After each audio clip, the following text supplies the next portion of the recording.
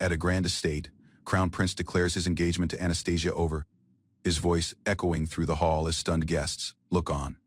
Anastasia stands frozen, unable to process what she just heard. The prince dismisses her confusion, calling her cold and difficult to understand as always. He announces his true choice. Amy, a gentle girl gifted with healing powers, deserves the position Anastasia never earned. Anastasia coldly reminds him that a queen must understand nobility and nationhood, not just kindness. Insulted, the prince pulls Amy close and snaps back, insisting her warmth is worth more than Anastasia's sharp, calculating nature. Nearby nobles pile on, accusing Anastasia of tormenting Amy behind closed doors. Claiming the mistreatment was common knowledge, voices rise in judgment, branding her unfit to ever lead the kingdom. Girls in the crowd whisper mockingly, enjoying her public humiliation. Anastasia finally understands the setup laid against her, quietly realizing this scene was orchestrated from the start. Tension breaks as the prince's hand strikes her without warning, the crowd gasping at the sudden violence.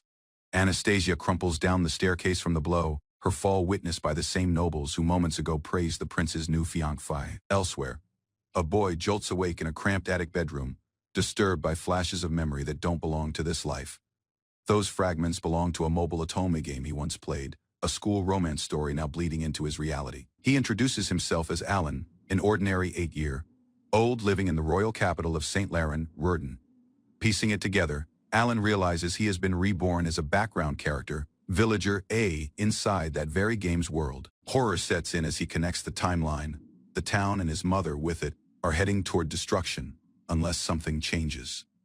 He recalls how the story's crown prince will later challenge Amy's rival to a duel on her behalf. Following her defeat, Anastasia is disgraced and retreats to a monastery, only to vanish after bandits ambush her convoy along the road, her fate spiraling further into tragedy. That single event destabilizes the kingdom, tipping the balance of power and igniting a civil war. Weakened by internal conflict, the royal army collapses under pressure from the neighboring East Empire, which seizes the opportunity to invade. Overwhelmed by what is coming, Alan resolves to speak up regardless of how reckless it sounds, refusing to let fate crush everyone around him. His panicked shouting draws his mother to the room.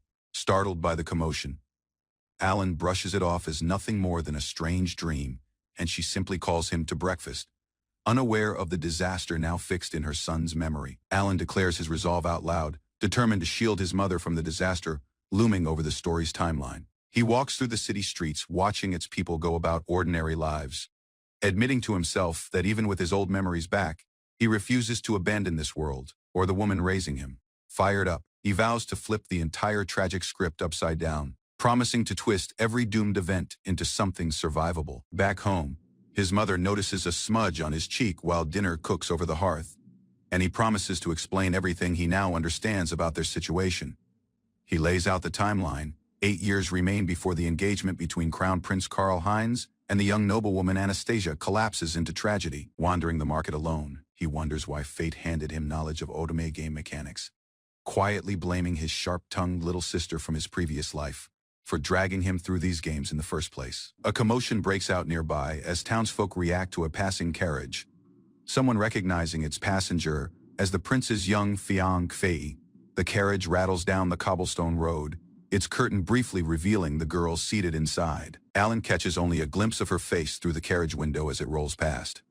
His expression shifts to quiet recognition, memory and reality overlapping as he studies her features. The carriage vanishes down the street, and he mutters an apology under his breath, regretting that the moment passed too quickly to see her properly. A market stall, he reasons through his plan, deciding the safest approach is to trace the game's original storyline before attempting to bend it. He clarifies his motive isn't sympathy for a villain, insisting Anastasia never struck him as genuinely wicked despite her reputation, and that he simply can't stand by while she dies. Flashback shows her scolding the prince and the nobility, demanding they honor their duties instead of living carelessly off the people's taxes. A merchant remarks that such bluntness only worsens her image, since the game itself painted that same outburst as proof of her nagging, unpleasant nature. The narration reveals her eventual fate, exiled from her homeland, recast as the corrupted final villain players must defeat. A busty flower vendor spots Alan approaching and greets him warmly, cutting the heavy narration short with cheerful familiarity. She teases him about running errands for his family, apologizing when their attention briefly collides in the middle of the street. Introduced as Monica, a woman working at the tavern by the Adventurers Guild. She jokes about rowdy young men drinking away their earnings before wishing him well and walking off. Moments later, Monica pauses at the sight of Alan's mother waiting outside their home, asking if she could ask a small favor, as the two exchange a brief, uncertain greeting. A group of rough adventurers at the guild's tavern eyes Alan with suspicion, a bald swordsman leaning in to ask what business a mere boy has coming to seek out the Adventurers Guild. Sweat beading on his face, Alan steadies his nerve, recognizing this tense encounter as the first real step toward changing everything that is about to unfold. Alan stood inside the tavern that doubled as the Adventurers Guild Hall. Rough men sat around wooden tables, mugs in hand, watching the boy who had just walked in. Monica, the woman standing behind Alan, called his name in a worried tone. The bald man tilted his head, waiting for an answer. The question still hanging in the air, Alan spoke up clearly. He wanted permission to clean the mud out of the drainage ditch, work most adults refused to touch. The bald man laughed and told him to go for it. Papers were pushed across the table toward Monica. Alan was called over to the table. Monica, nervous, said she understood and began writing where she was told. A guild card was placed on the table. The man explained that a drop of blood was needed to register it, and Monica reacted with shock at the word. The staff reassured her the needles were sterilized, calling it nothing more than a small prick. Monica accepted, and the needle touched Alan's finger. He winced at the sting. Alan pressed his finger down, and blood marked the card, sealing the registration. He was handed a cloth to wipe his hand, and told he was all set. Alan thanked the man, looking down at the card, now belonging to him. As he stepped further inside, a guild member ruffled his hair, welcoming him. Alan stumbled forward, caught off guard, while thinking to himself that this was the first step toward his goal. Another guild worker praised him for joining, patting his head and telling him his mother must be proud, calling out to Monica by name. Monica wiped her eyes, wishing him luck and telling him to take things slow. Alan simply answered yes, his expression calm, despite everything happening around him. Walking through the streets afterward, Alan laid out his plan in his head. First, confirm whether this world truly matched the game he remembered. Second, earn money at the same time. A guild member passing by wished him luck, and he thanked them quietly. His thoughts continued. To save his mother and the town, the Villainess had to be saved. That meant reversing the condemnation scenario, which meant defeating the Crown Prince's representative in a duel. Covered in dirt from ditch work, Alan reminded himself of his situation. He was poor now, and that was exactly why he intended to work hard. Later, an official offered him work in the underground sewer, warning him it smelled worse than the ditch, but paid double. Alan's face lit up as he agreed without hesitation, thrilled that the opportunity had finally come. Deep in the sewer's stone tunnels, Alan admitted to himself that the reward was not his real reason for wanting to come down here. He walked on, boots wet from the sewer floor, focused on a memory from the game. In 8 years' time, this location was said to hold a secret scroll. Standing before a wall, Alan recalled the scenario. Amy and her companions would use this very sewer to escape Imperial guards, and at its end they would uncover the scroll in a forgotten room. Deep in the sewer tunnels, Alan searched the walls with his lantern raised. He located the one brick marked with a dent among the stonework and pressed his hand against it. The wall shifted, grinding open into a hidden passage. He steadied himself and stepped through. Inside, Alan found a small chamber, quiet and forgotten. He wondered aloud what the room had once been used for as his eyes settled on a scroll resting above a hanging banner, marked with a tiger crest.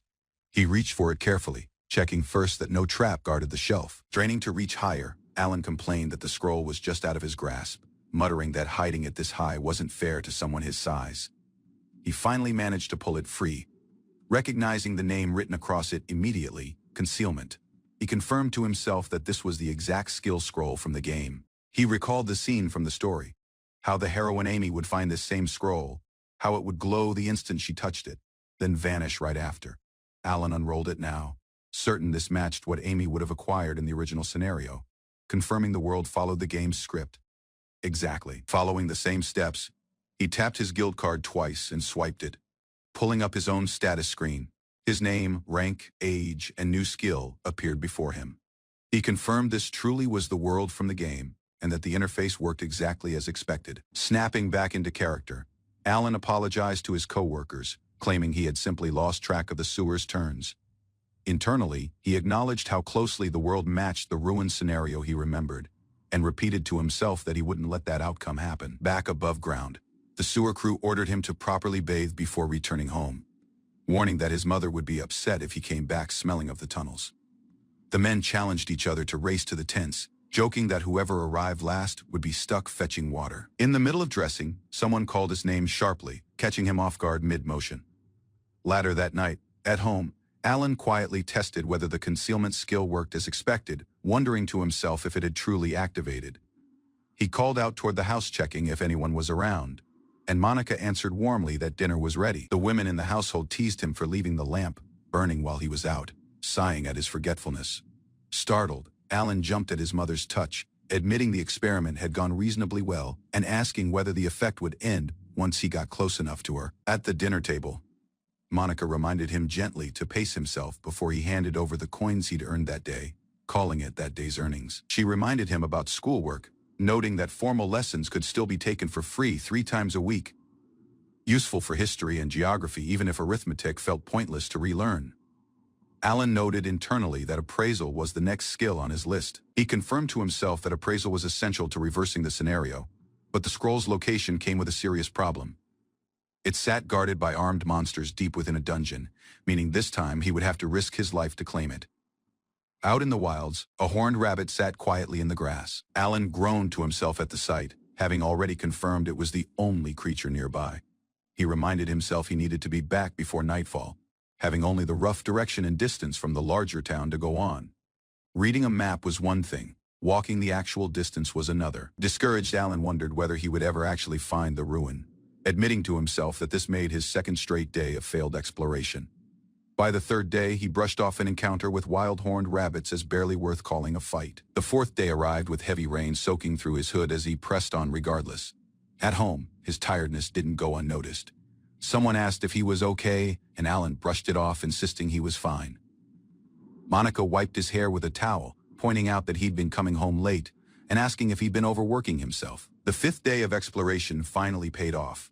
Climbing over broken stone steps, Alan spotted crumbling pillars ahead, and realized he was looking at the ruin at last. Catching his breath, he admitted that all his effort had finally paid off, relieved the search was over. He reminded himself this wasn't the moment to celebrate. The real task was still ahead, finding the appraisal scroll hidden somewhere within the ruin. Creeping along the stone wall, Alan froze at a sudden sound, gripping his staff tightly as tension crossed his face.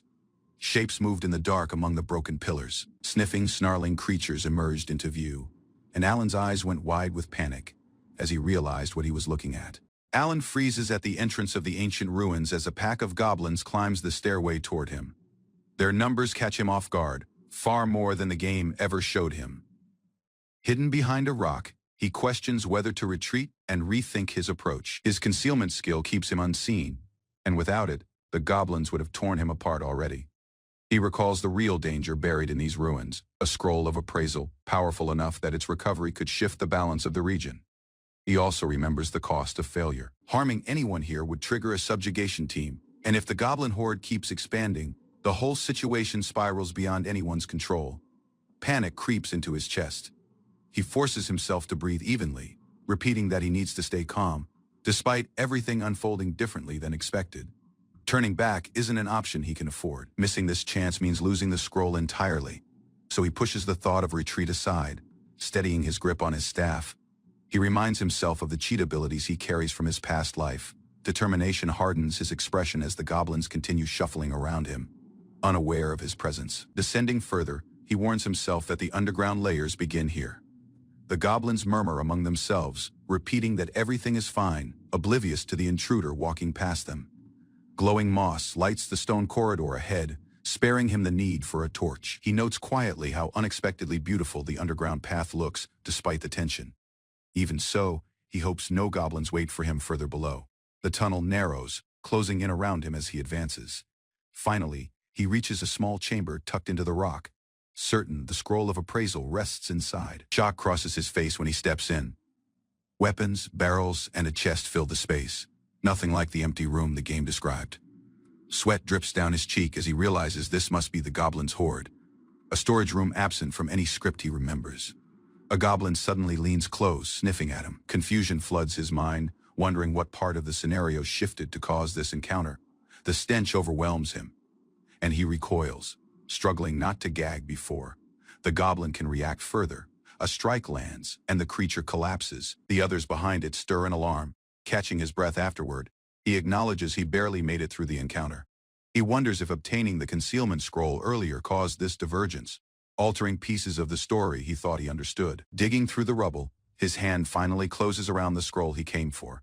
He realizes the map's note about it being buried in the ground is exactly why the goblins never found it themselves. Slipping past the remaining goblins, he mutters reassurance to himself, repeating that everything is fine as he makes his way back out of the ruins. Alan slips back through the town gate at dusk, murmuring to himself that he made it home alive, alone. He unrolls the scroll he risked everything to steal, aware that being caught would bring nothing but trouble. Light flickers over his hand as the skill registers, concealment and appraisal, both marked new. He whispers that everything went perfectly back to ordinary life. An elderly couple teases him for having so much energy, handing him ditch cleaning duty for the day. He grips his tool, declaring silently that gaining appraisal marked real progress in his plan. 2 weeks pass. Walking into town one morning, he notices a crowd buzzing with unusual excitement and wonders aloud what has everyone talking. Rudolph, seated at his desk, calls him over. Alan straightens up and asks what is going on. Rudolph explains that goblins left unchecked will only multiply and cause greater damage, so a strike team is being assembled. He adds that a nest was discovered inside the ruins of an ancient labyrinth to the northeast. Privately, Alan considers whether the scroll had been meant for someone else entirely. He reassures himself that it stayed hidden underground the whole time, missed by both the goblins and the search party, confirming his decision to take it that day was the right one. Rudolph adds that if the goblins had truly been hoarding treasure, it would have profited them greatly, then notes that Alan is still too young to join such an expedition. Alan questions whether that detail places them outside the story he remembers from the game. Rudolph mentions he is a retired adventurer now, insisting he'll stay behind this time. Alan asks if he still plans to join the fight. Rudolph reveals a prosthetic leg, joking that he hasn't shown it before. Alan stares, startled by the mechanism fitted where flesh should be. Rudolph recounts how an orc's poisoned arrow struck his knee during a job, leaving him with the injury. Impressed, Alan comments on how well the steel and leather still function.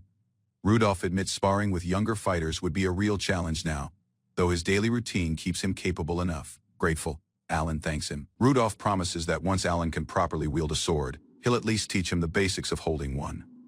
Elsewhere, officers discuss sending scouts through a nearby forest, calling it promising hunting ground, and ask Rudolph to review the map showing the route to the ruins. Alan reflects that despite retiring to office work, Rudolph remains someone worth trusting completely. With appraisal finally in hand, he sets his sights on alchemy next, even as another day of ditch cleaning awaits him. At the dorm, a woman asks if he is heading out, teasingly wondering if it is a date. He simply says he'll be back by nightfall. Wandering the market, he learns the alchemy scroll is a purchasable in-game item, costing 15 million cents, far beyond the 5,000 he currently owns. Setting that goal aside for now, he decides his appraisal skill might still prove useful among the traveling merchant stalls in the district. Browsing the goods, he pauses over an earring said to slightly boost strength, priced at 300,000 cents. The merchant jokes about buying gifts for girls as Alan studies the rare item closely. The merchant grins, calling him persistent, and asks what kind of girl deserves such a gift. Alan tells him it isn't for anyone. He is simply curious what the earring actually is. The merchant explains it was left behind by a merchant's wife in exchange for a loan, joking that only owning one earring would leave any girl upset. Alan decides to buy it anyway, agreeing to pay through his guild card, confirming the 2,000-cent transaction. The merchant wishes him luck winning over whichever girl catches his eye. Still convinced this is a romantic pursuit, despite Alan's denial latter, a written breakdown reveals the truth behind the deal. The earring came from a merchant selling to an adventurer, and a bidding war pushed its resale value up dramatically, netting far more than its original price. Pleased with the unexpected profit, Alan resolves to keep repeating the same strategy, reminding himself that ditch cleaning will continue until he saves the full 15 million cents needed for the alchemy scroll. Back at the guild office, he lays out a pair of gloves and the earring purchased earlier, explaining he found them at a stall for 3,000 cents. Rudolph, intrigued, asks where he got them and offers to have an expert weigh in before deciding whether to buy them himself. Rudolph hands the items to a colleague working nearby, mentioning the man had already noticed something valuable about them. The examiner studies the earring and gloves closely under a loupe, murmuring in surprise at what he has found. He identifies them as the earring of strength and a set of fireproof gloves, confirming both are authentic. Rudolph turns back to Alan, reminding him that selling such rare items publicly could attract dangerous attention from unsavory buyers. Rudolph agrees to let the guild purchase the items fairly, but warns Alan not to get greedy or careless with sudden luck like this.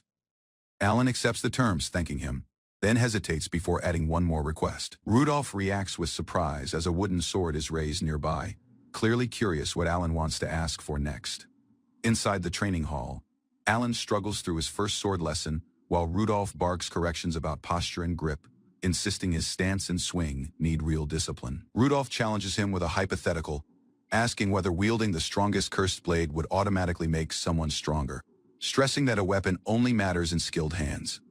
He continues, warning Alan never to let a weapon's power substitute for his own understanding of how to use it. Sweating through the lesson, Alan privately admits he has been tempted to lean entirely on his cheat skills, but recognizes the old man's wisdom about needing real skill regardless. Rudolph orders him to start conditioning immediately, insisting laps around the training room will build the strength and core needed to truly wield a blade. Exhausted, Alan pushes through swing after swing while Rudolph shouts encouragement, insisting he can't protect anything worth protecting without real effort and guts. Collapsing after the sword drills, Alan absorbs Rudolph's warning that failing to improve now means failing against even simple threats like horned rabbits later. Gripping his fists, Alan reminds himself what is at stake. His mother and the Villainess both depend on him succeeding, and he refuses to lose. Later, his balance climbs past 15 million cents, closing in on the alchemy scroll at last. Called to breakfast by his mother, 11-year-old Alan answers simply that he is coming, carrying forward his quiet resolve to protect what matters most. Preparing to head out, Alan tells his mother he is off to the market. She teases him about how grown-up he has become, then reminds him to get home before dark. He heads out, promising to return, well aware tomorrow marks something important. 2 years of relentless training, schoolwork, and competition finally pay off. He reaches his savings goal, 15 million cents sitting in his guild account at last. His destination lies deep within an unsafe district of the capital, a hidden shop tucked into a back alley basement. He keeps his hood low, staying unnoticed to avoid drawing attention from the rough figures lingering nearby, one of whom mutters about how unsettling the area feels. Reaching the entrance, he knocks. His concealment skill deactivates as a voice from inside asks who is calling. Recalling the password, he repeats the coded phrase about a rabbit and directions south, prompting the door to unlock. Stepping inside a cluttered shop lined with strange bottles and old books, a hooded figure greets him and asks what he is searching for. He states plainly that he wants the scroll of alchemy. The shopkeeper compliments his taste and quotes a price of 14 million cents. The figure asks him to wait a moment while retrieving the item. Alan eyes strange specimens lining the shelves, curious about their purpose, before the shopkeeper returns holding a wrapped scroll along with a few loose magic stones, tossed in for free. Appraising it immediately, he discovers the truth. It is merely an ordinary scroll meant for notes or calligraphy, worth only a fraction of the price asked. Alan calls out the deception directly, demanding to know if the real item exists. The hooded merchant smirks and admits he passed the test. The shopkeeper compliments his sharp eye for detail. This time, the real scroll appears, confirmed as an epic class item that vanishes after a single use. Alan confirms payment through his guild card. The skill registers instantly under alchemy, newly added to his list. Grateful the ordeal is finally over, he says he hopes never to return to this shop again, while the merchant cheerfully thanks him for his business. Back home, his mother scolds him for being late, unaware that years of patient effort just paid off in an instant thanks to his new alchemy ability. She reminds him how important tomorrow is, insisting he sleep early. He reflects on his situation, having used knowledge from his past life to skip grades and qualify for his middle school graduation exam, a full year ahead of schedule.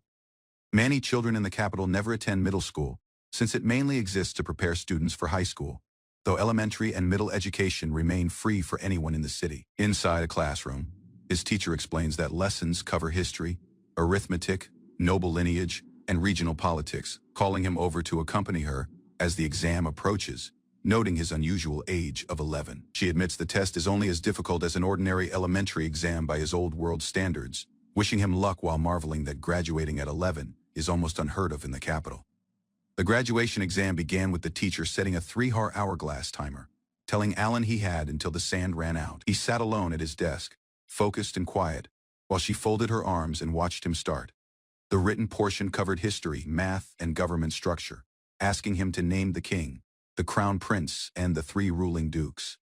He handled the calculations easily and admitted only the memorization sections gave him any trouble. Geography turned out to be the one subject that slowed him down, since he couldn't recall whether a certain territory was known for wheat or iron ore. Comparing it to his old life, he noted that basic knowledge worked roughly the same. No matter which world he was in, the teacher noticed him raising his hand and asked what was wrong. Alan simply addressed her, calling out to get her attention. Barely an hour had passed when he announced he was finished. Startled, she reminded him there was no need to wait out the full 3 hours if his answers were already complete. Though she seemed unprepared for how fast he'd worked, she pressed him to double-check his answers, insisting this exam was too important to risk regret. Alan brushed off her concern, noting she seemed far more anxious about the results than he was. He excused himself and left the room, and she confirmed the exam had officially ended, promising to deliver his results within a week. A week later, she came rushing to find him, breathless from running, and called his name twice before announcing that he had passed. His scores stunned her further. He had earned perfect marks in every subject, and skipping a grade at only 11 years old made the achievement even more remarkable in her eyes. Others nearby told her to calm down. Privately, she admitted his results were unusual enough to raise questions, then caught herself and apologized for the odd comment about reincarnation cheats, insisting it had simply slipped out. She then offered him a recommendation letter for high school, one strong enough to guarantee admission, and Alan accepted eagerly, proud of the effort behind it. She reminded him gently that even with the recommendation secured, school policy still required him to wait until he turned 15, 4 more years away. As she moved to submit the paperwork, she explained that the grade skipping system existed to match a student's pace, not to allow a jump as drastic as his had been.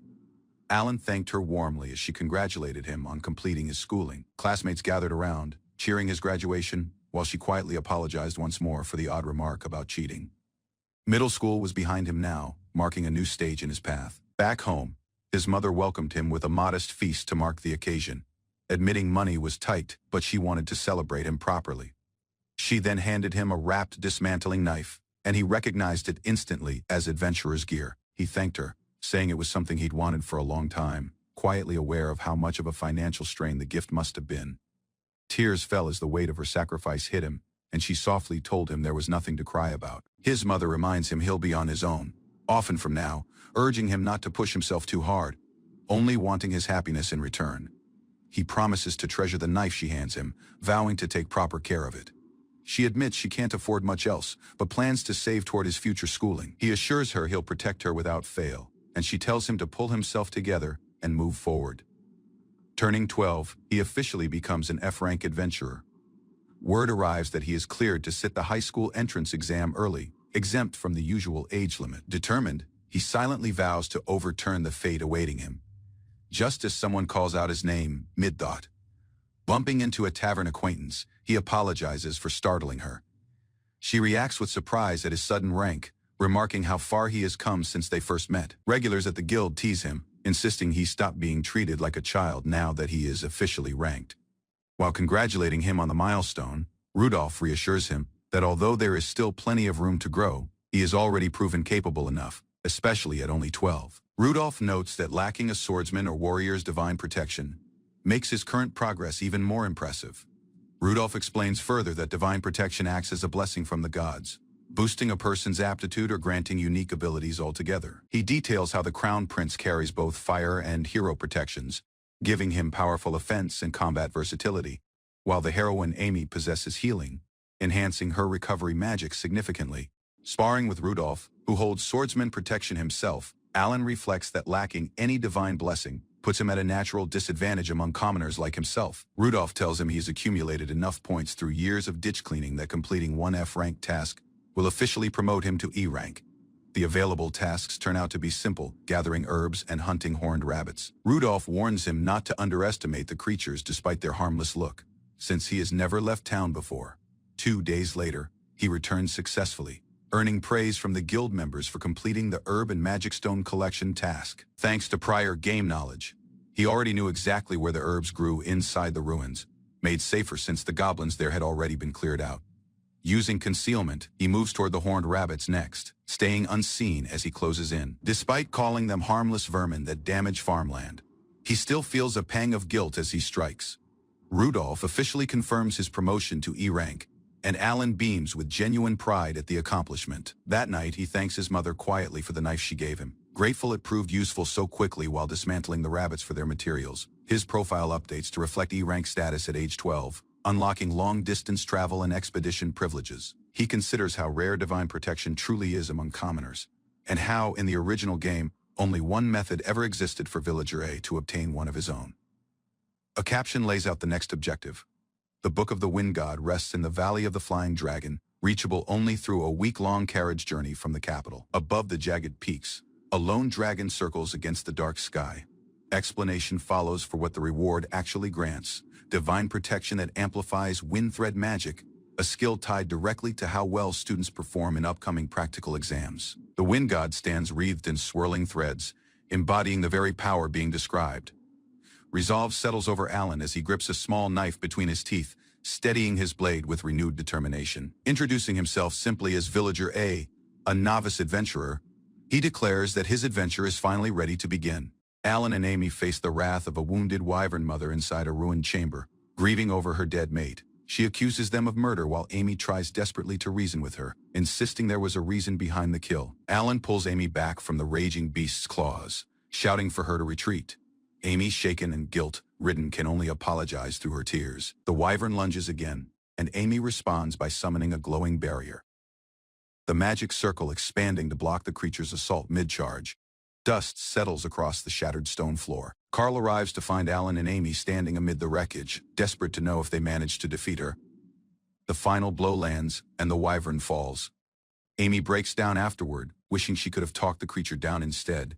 Carl comforts her, admitting there had been no real choice. A results screen confirms their reward: the Book of the Wind God, along with a boost to Carl's affection stat. Weeks earlier, a tired boy rides a horse-drawn cart through the mountains, recalling that this very quest line belongs to a school, life-dating sim he once played. He reflects on the wyvern's side of the story too, admitting that from the creature's perspective, a stranger broke in, killed its family, and stole its treasure. After thanking the driver for the ride, he sets off alone toward the Valley of the Flying Dragons, chasing the same item Emily once claimed in the game. Aware the road ahead turns dangerous, he treks through Friesen, the closest village to the valley, choosing to rely on his concealment skill to slip past any demons hiding in the mountains. Exhaustion catches up to him on the climb, and a massive winged shadow suddenly sweeps overhead, startling him mid-thought.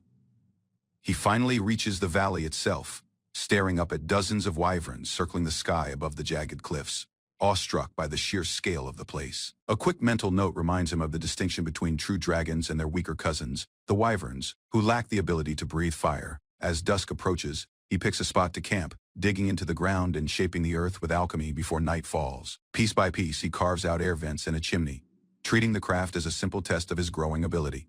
He recalls the same skills and game potential, powerful enough to build fortresses, and settles into the humble underground shelter he has made for the night. He wipes his blade clean before wishing himself goodnight under a quiet, star-filled sky. Morning comes, and he prepares to head for the Temple of the Wind, resolved to restore it to its former state. Cloaked and hidden by concealment, he walks past the dragon's den with steady nerve, remembering how brutal those wyverns had been within the game itself. He spots the ancient staircase leading up to the temple, momentarily startled by what waits ahead. Inside, a massive black wyvern lord lies coiled and still. Alan recognizes him immediately as the father of the family from the game, wondering if the beast is merely asleep before deciding to make his move while he still can. Alan freezes mid-strike, realizing his body refuses to obey him. A radiant, long-haired figure floats above, greeting him with an easy smile and a simple request for a favor. Panic grips Alan as he tries to use concealment, only to find it useless against this being. The stranger assures him no harm is coming, then reveals the object in his hand, the very artifact Alan crossed the mountains to find. Introductions follow, and the figure calls himself the God of the Wind. Alan, still stunned that his thoughts have been read since he arrived, can only wonder who exactly he is dealing with. Confusion turns to disbelief as Alan processes the word God. Before he can protest further, the deity insists they first need to rouse the slumbering wyvern lord nearby. A powerful blow sends the god's fist crashing down toward the sleeping dragon, the impact rattling the ruins around them. Bewildered, Alan watches the scene unfold, told simply to wait. Slowly, the massive black wyvern begins to stir from its long sleep, The god urges the creature awake, explaining to Alan that this dragon is meant to help him. Alan can only mutter his disbelief at the absurdity building in front of him. Groggy and trembling, the Wyvern Lord introduces himself as Jerome, admitting he is roughly a lord among his kind. Awkward introductions continue as Alan shakes hands with the massive dragon. Then comes the god's real request, helping Jerome find a wife. Curiosity turns to suspicion as Alan questions why a god would meddle in a wyvern's love life. In exchange for his help, the god offers Alan his divine blessing, brushing off the deeper backstory as unnecessary detail. Reluctantly, Alan accepts the terms, admitting he knows nothing about lizard courtship. The god, unbothered, simply says he is counting on him.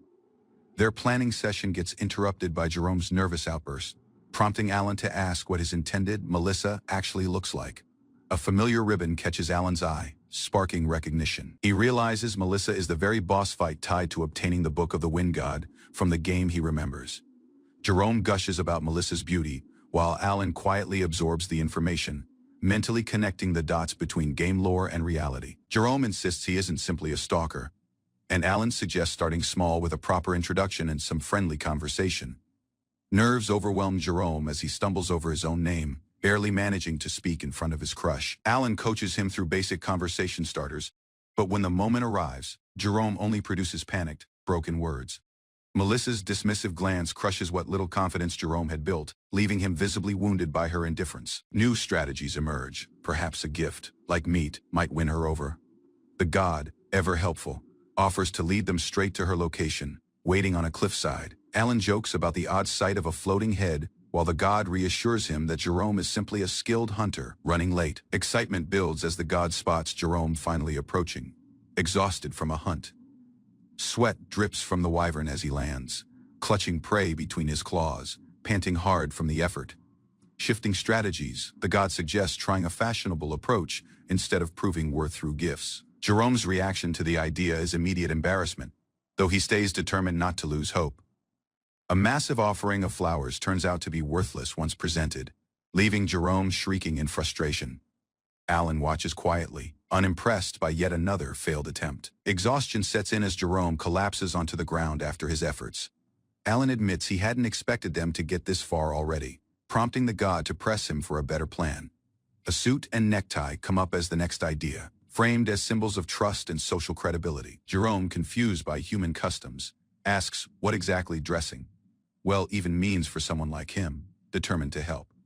Alan considers crafting a necktie from scratch, drawing a curious glance from both Jerome and the god as he gets to work. Concentration takes over as Alan channels his alchemy, focusing the magic circle's power directly onto a goblin's core stone, materializing from the light. A necktie forms, and Jerome stares at it in stunned amazement as it is fitted around his neck. Relief washes over Alan once the process finishes, surprised by how draining real alchemy turns out to be.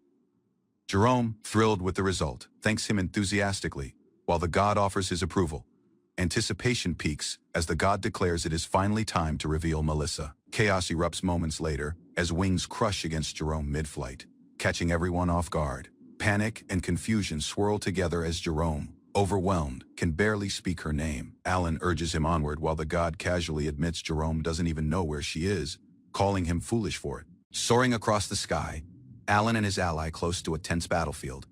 Amid the uncertainty, the lizard fighters pause, unsure how to react to the unforeseen situation. Lacking notice, a forceful impact shatters the standoff as two mighty powers collide midair. Landing hard to the earth, Alan breaks the foe ranks, catching them off guard. With strong resolve, a lone fighter guards Melissa, releasing a defiant roar at the approaching threat. Multiple foes near in, encircling the downed warrior as he struggles to hold them back. Although his wounds, he presses Melissa to flee, positioned protectively between her and danger. With haste in her eyes, Melissa jumps into the air, soaring off from the battlefield. After her, the valiant fighter blocks a blow, refusing to let anyone reach her. Gathering his power, he unleashes a mighty retaliation, driving enemies crashing in every direction. Melissa is abruptly grabbed mid-flight, pulled back by a resolved chaser, reaching out with force. Far above the cliffs, a disordered pursuit unfolds as several forms spread across the sky. Down beneath, Alan and his companion respond to the nearing danger, alarmed by the aerial scene. Lacking delay, the god steps in midair, blocking the enemy's route with a burst of wind. Treeing to clarify the circumstances, Alan presents themselves as allies, though uncertainty still lingers. Comforted by his companion, Melissa discovers the fighter battled boldly to protect her. Midair, the weary combatant relinquishes command and starts spiraling downward toward the cliffs below. A sharp impact comes as his form strikes the rocky ground, stirring a cloud of dust. Melissa, trapped under him, flinches in agony as they both fight to recover. Rattled and ashamed, he rushes off her, saying sorry with desperate urgency. Melissa, motionless rattled, shows her thanks to Jerome for rescuing her. Addressing him gently, lacking delay, she bends forward and presses a kiss to his cheek, labeling him cool with sincere admiration. From afar, Alan observes their stage unfold, understanding his task is now complete. A holy call reaches out, pledging Alan the prize he was promised for his labor. Moved by the act, Alan gains the air god's favor, watched by those he helped unite. The air god jokes with Jerome and Melissa about wedding, pledging his favor when the time comes, at the shrine. Alan finds the air god's book is gone. Understanding the divine plan has shifted, he considers silently, knowing his deeds have changed the path of the original story. Thankful, Jerome appreciates Alan, though Alan modestly redirects the credit to others. With a grave manner, Alan cautions Jerome to stay away from the region for 4 years due to a potential threat. Melissa startles everyone by labeling Jerome Jerry, revealing how near they've grown already. She vows that if Alan ever needs aid, she and Jerome will repay the kindness. No, regardless what. Alan grins, urging Jerome to treasure Melissa and make their relationship endure. Moved, the couple thank Alan earnestly, though Jerome motionless fights to process it all. With a last goodbye, the couple soars off to seek their love nest, departing from Alan behind with a quiet smile. Alan observes the wyverns fly off, entertained that he finished up helping them rather of humans. Before returning to Rurden, he remembers there is motionless one objective he wants to follow in Friesen settlement. With enthusiasm, he chooses to construct a glider to gain quicker transportation. He considers on how restricted journeying is in this world depending solely on horse-drawn carts. Envisioning the sky, he hopes of transforming transport with flight. With a fresh objective in mind, Alan dedicates himself to building a motor glider driven by air magic. His scheme is almost finished, taken from recollections of his past life as an aeronautical engineer. He surveys a wide, level ground and readies it as a makeshift runway. Using newly gained sorcery, Alan removes the terrain with a mighty wind-based spell. Although advancement, he considers the process of chanting spells somewhat embarrassing. Though the magic flows naturally, Alan's attributes rise with the air god's favor, surprisingly granting him wind magic and boosting his power. Thankful yet entertained, he employs his sorcery to visible grass with ease, calling the god creepy. With the ground prepared, he turns attention to preparing the glider for trial flights. Through alchemy, he quickly builds both glider and airstrip using precise arcane diagrams. Resources from slain wyverns, along with charcoal, improve his construction efficiency as arrangements near completion. With a firm hand, Alan invokes the refining incantation, kindling the materials in a controlled burst of energy. The outcome is a smooth, completely built glider, his labor rewarded with visible success and satisfaction. Positioned beside his craft, he checks the conditions and readies for test flights on the ready runway. Within the cabin, Alan energizes the motor using air magic channeled through a magic stone. He checks the mechanisms, making sure both rudder and wings react properly to his adjustments. Alan channels air sorcery into the glider, cautiously raising its power to stay away from instability. He fights to stabilize the power, but declines to halt the launch sequence. With growing velocity and resolve, Alan eventually gains liftoff and soars skyward. Alan sent his glider into the sky. A smile formed across his face as it soared properly over the landscape. He surveyed the terrain beneath and changed the course.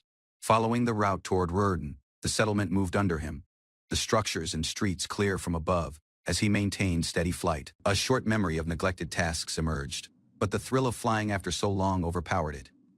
Her eyes opened wide as she noticed Alan soaring above the woods. While having tea in the yard, Anastasia stopped, lifting her hand toward the sky.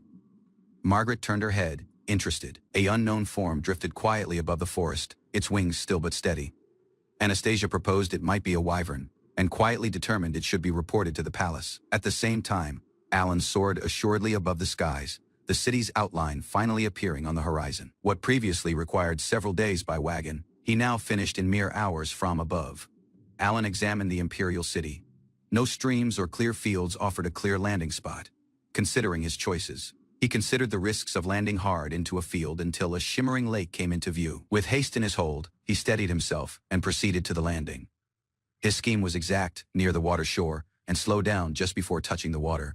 Alan stabilized the glider, moving forward into the last stage of touchdown. As the glider approached the water, Alan called forth air sorcery to slow the descent, directing a powerful reverse thrust.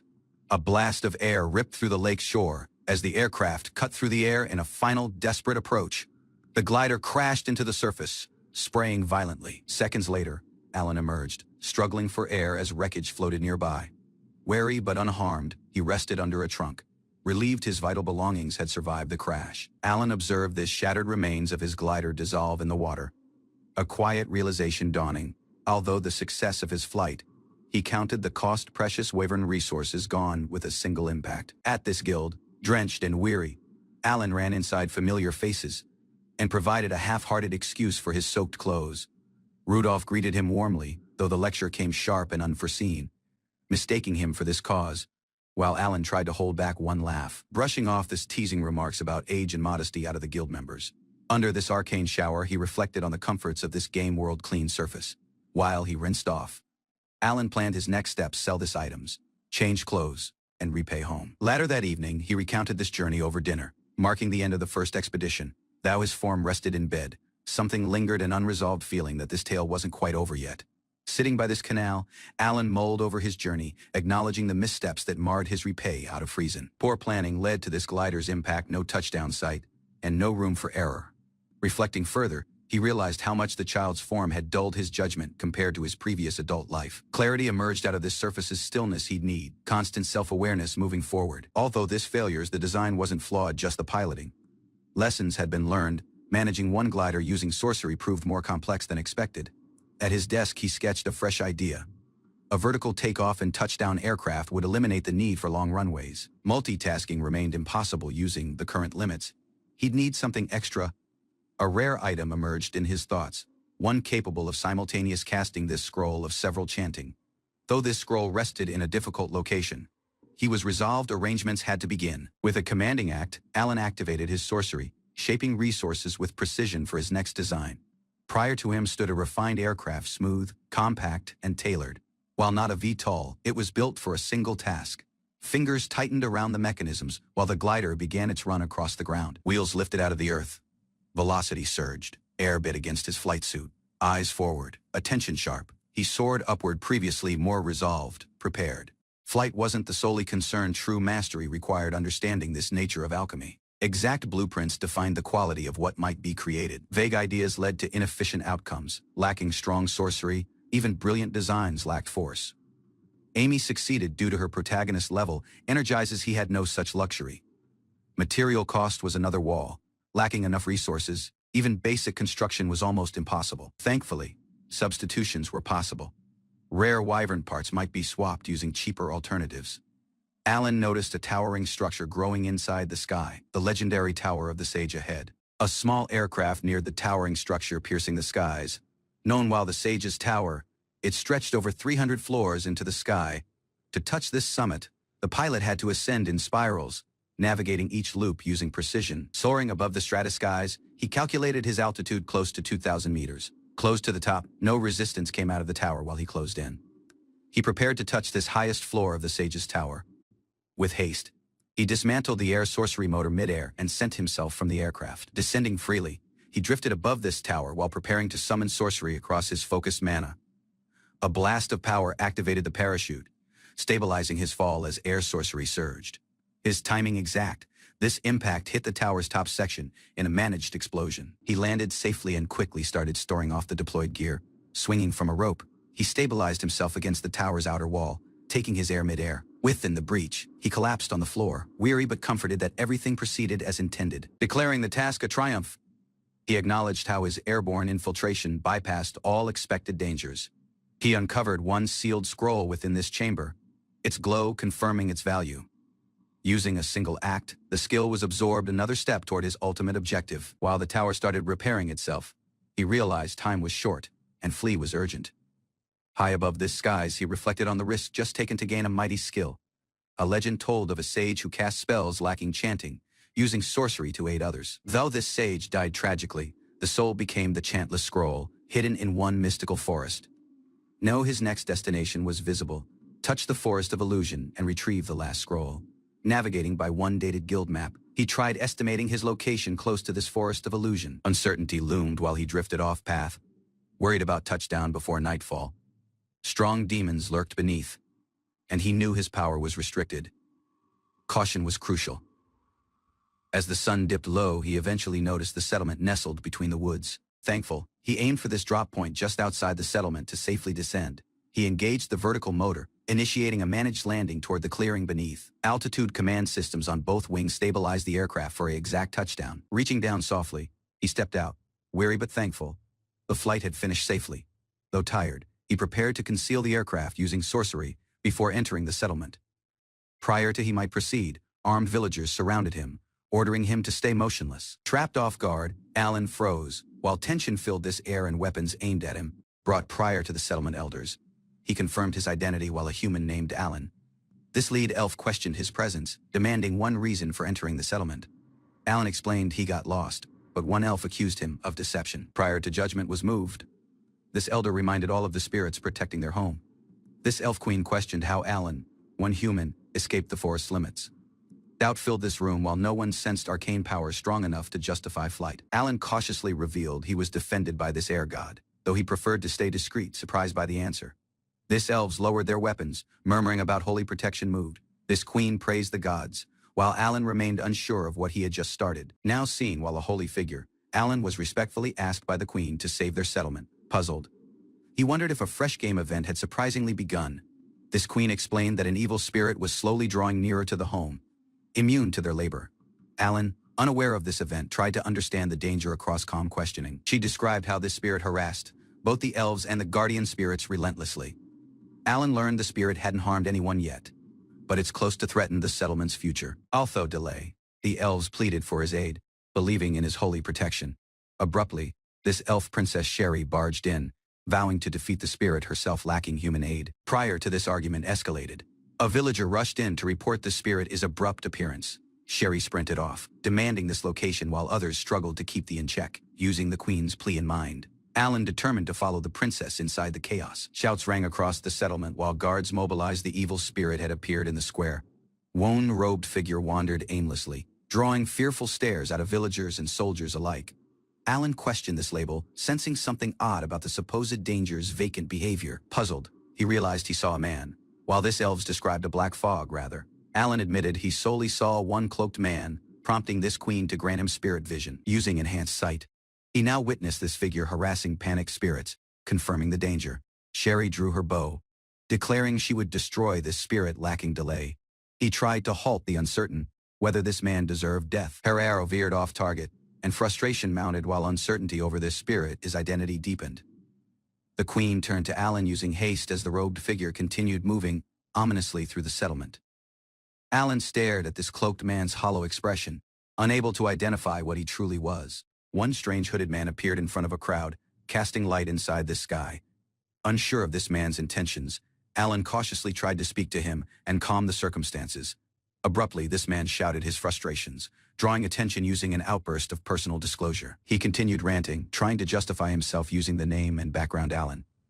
Disturbed, suspected this man was chasing one girl and sensed possible criminal behavior.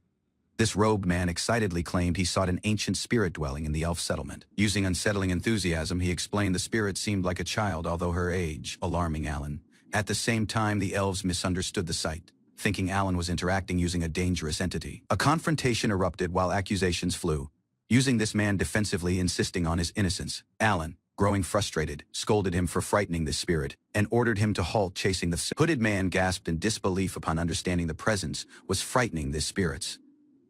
Although being informed to leave, he stubbornly insisted on entering the elf settlement, claiming it was essential. He revealed his objective, meeting this elf queen to obtain one key ingredient for creating an elixir. Alan pulled him back, pointing out this queen already stood prior to them. This elves, however, remained suspicious, convinced he was an evil spirit due to the questionable intentions. Alan questioned this man if he would leave the settlement in exchange for the ingredients he needed. Using approval out of this elf queen, Alan formally agreed to hear the man's request. This strange man reiterated he needed a spirit trunk petal and honey, pledging to go afterward, responding swiftly. This elves gathered the ingredients while instructed by the queen. Upon tasting this mixture, the man confirmed its quality, prompting Alan to remind him of the promise. Thankful beyond words, this robed man promised Alan he would never forget the kindness shown. At the same time, the elves celebrated Alan, praising him while a holy figure sent by the gods. Among them, one soon-to-dear elf reluctantly acknowledged Alan's labor, though tried to mask the approval. This villagers invited Alan to stay for the night, offering him one place to rest. Later, he soaked in this hot spring, surprised by the unforeseen luxury of the elf settlement. Alan started to reflect, understanding he hadn't anticipated everything that occurred during this day. Surprisingly, a muscular elf entered the bath and provided to wash Alan's back, taking him off guard. While this circumstances escalated awkwardly, Alan nervously declined, questioning the randomness of this Otomi-like event. Noise out of outside interrupted the stage, drawing attention from others in the settlement. The elf queen joyfully announced the birth of the spirit of light, departing out of Alan astonished previously more. Children observed in wonder while glowing spirits danced across the air, one identified as the spirit of light. This elf queen marveled at the phenomenon, noting it hadn't occurred in 800 years. Alan, recalling game knowledge, grew suspicious this event didn't match this initial tale timeline. Abruptly, the spirit neared Alan, joyfully recognizing him, while her savior from the day before. She revealed that, appreciates to this elixir, she had ascended and grown a spirit herself. Alan was shocked to realize this spirit was the same eccentric man out of the day prior to, now transformed. This spirit declared she truly understood what it meant to be one young girl. She revealed her fresh name, Lou, and that she had created a contract using Millie. This elf queen joyfully accepted the news and congratulated Millie on the unforeseen relationship. Alan, puzzled by the deviation out of the game's events, determined it was no longer his concern. The spirit Lou presented Alan using a scroll, offering it while a gift in thanks. She explained it was one mighty chantless scroll she had crafted following mastering her transformation. Originally meant for the daughter, she entrusted it to Alan, acknowledging the great aid. Upon appraisal, Alan confirmed the scroll's authenticity. It might grant the rare chantless skill. Though thankful, Alan felt conflicted, having received an incredible prize out of such an odd source. Alan prepared to leave this elf settlement, thanking the queen and villagers for the cooperation. Close by, this elf princess questioned the soaring machine's ability, clearly skeptical of its function. Prior to his departure, the elf queen neared Alan using something in her hands. She presented one handmade amulet, a token of thanks and a symbol of their relationship. While last arrangements were made, villagers stepped back cautiously, watching the aircraft come to life. The aircraft lifted off the earth using force, startling the gathered elves as it required flight. Alan shouted his appreciates and goodbye, pledging to repay while the villagers observed in awe. Everyone looked upward, their expressions a mix of surprise, respect, and quiet goodbye. Out of above, Lou waved goodbye, her call carrying a promise of reunion while Alan departed. Back home, Alan reviewed his advancement, satisfied that phase 1 of his task was finished. Alan resolved to increase the power, knowing power would be essential to win upcoming duels. Back at this guild, his companions provided encouragement, some teasing, others giving genuine warnings.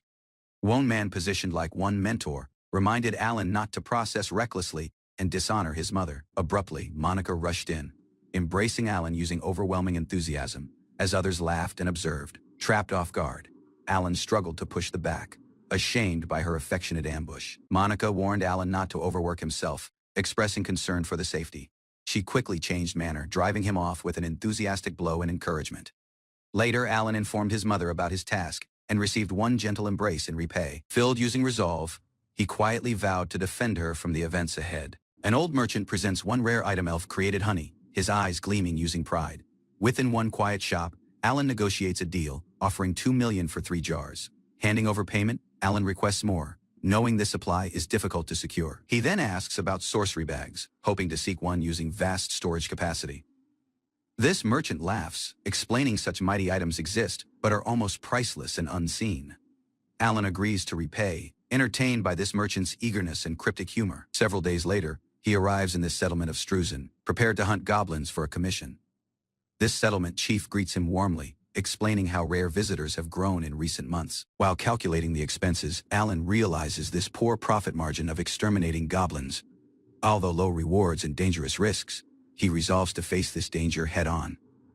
At dawn, Alan steps inside the forest near Struzen, assuredly gripping his temporary AK-47, though crafted out of cheap parts. This weapon mimics one Kalashnikov well enough for battle intent on training. He roams this woods where goblins emerge out of one hidden labyrinth. Using concealment sorcery, he hides and readies to shoot, keeping a careful afar. His shot lands, he observes this goblin collapse, uncertain if it was one clean hit.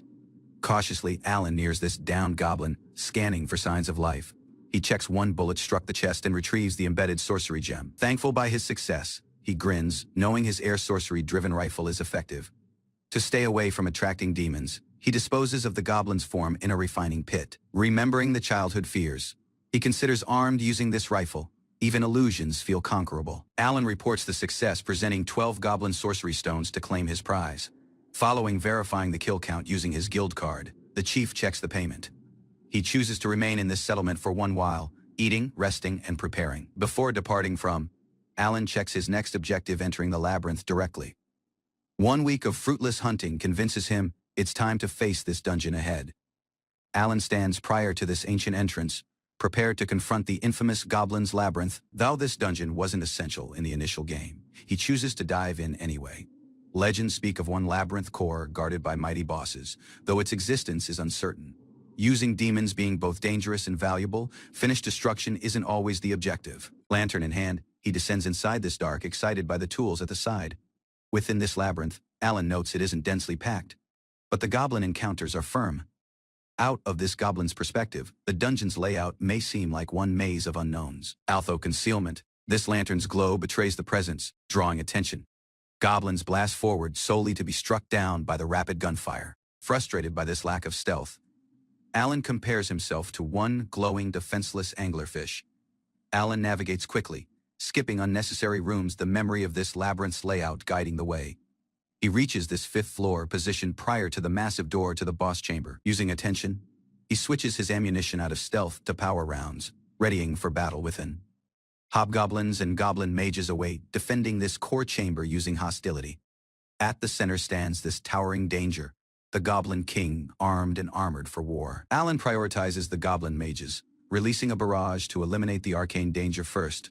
Using 2 confirmed kills, he quickly reloads and readies for this next wave. He targets this hobgoblin's next, using smokescreen sorcery and sneaking to re-enable concealment. Their bodies drop, departing from solely the Goblin King, who observes in silence. Alan opens fire, bullets striking this armor giant while it lets out one monstrous roar. The Goblin King charges using overwhelming power, smashing the floor while Alan narrowly dodges. Cornered and out of choices, Alan readies a Endure Ditch smelted weapon from his pouch.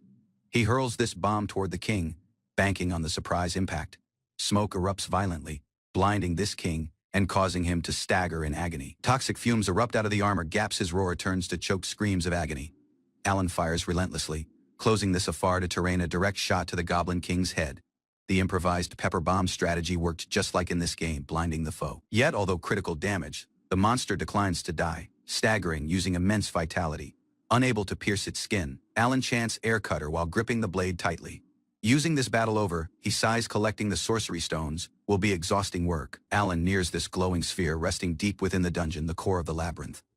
Legends say that destroying it will bring this entire dungeon to an end. Lifting his hand, he reaches out, lacking delay, taken by curiosity and duty. Using a single touch, this space distorts, driving him back to the entrance. Smiling using relief, he checks it. This is how you conquer this Goblin's Labyrinth. Back in town, Alan gains credit out of the villagers for conquering the labyrinth, hearing he's slain 138 goblins. His mentor proudly congratulates him, a rare stage of credit. Following a long day, Alan agrees to rest prior to turning in the sorcery stones. Zone's cheerful woman welcomes him back using clear arms and bold affection, but Alan has already slipped off, departing out of her shouting and comedic frustration. Using the labyrinth conquered, Alan walks across the city, his heart lighter than prior to. Now wealthier and stronger, he considers the next objective, but something personal arrives first. He chooses to tell the mother everything when he returns home. Smiling using resolve, he and his mother scheme to start a fresh life elsewhere. Alan stepped across this door to the familiar scent of home, taking his mother mid-preparation. She froze briefly, then dropped everything to wrap him in a tight hug. Worry etched across her face as she inspected him for wounds.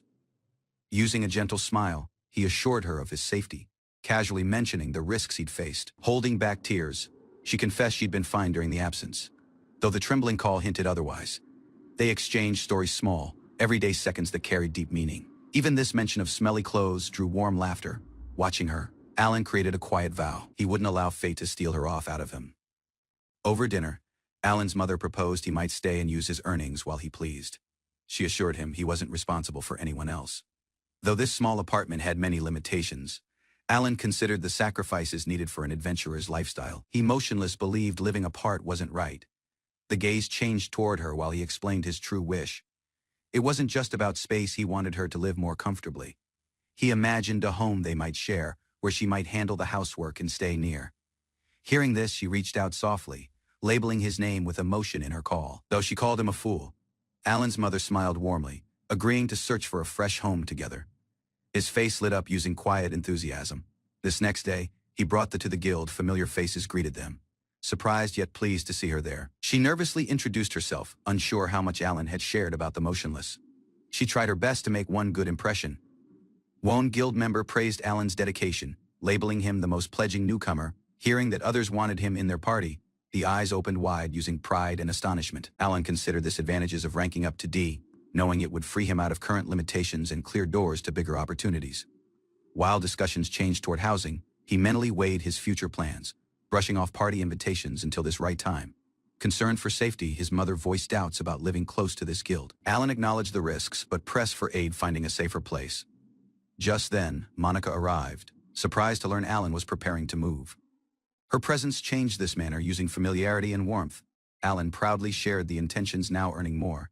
He wanted one larger place to live using his mother. Monica leaned in using a bold smile and provided Alan a surprising invitation to her house, taking him completely off guard. Both Alan and the mother reacted in uncertainty, unsure of what Monica truly meant by the offer. With a laugh, she clarified that her father managed an apartment building and she might aid them seek a suitable place.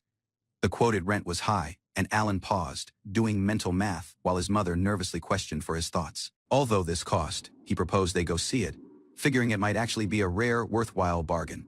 Prior to heading out, Katerina expressed the desire to greet this guild members, thankful her son had been surrounded by kind people. At the same time, Alan awkwardly reacted to Monica's earlier offer, solely to be teased again, flustering him while she playfully pressed the misunderstanding.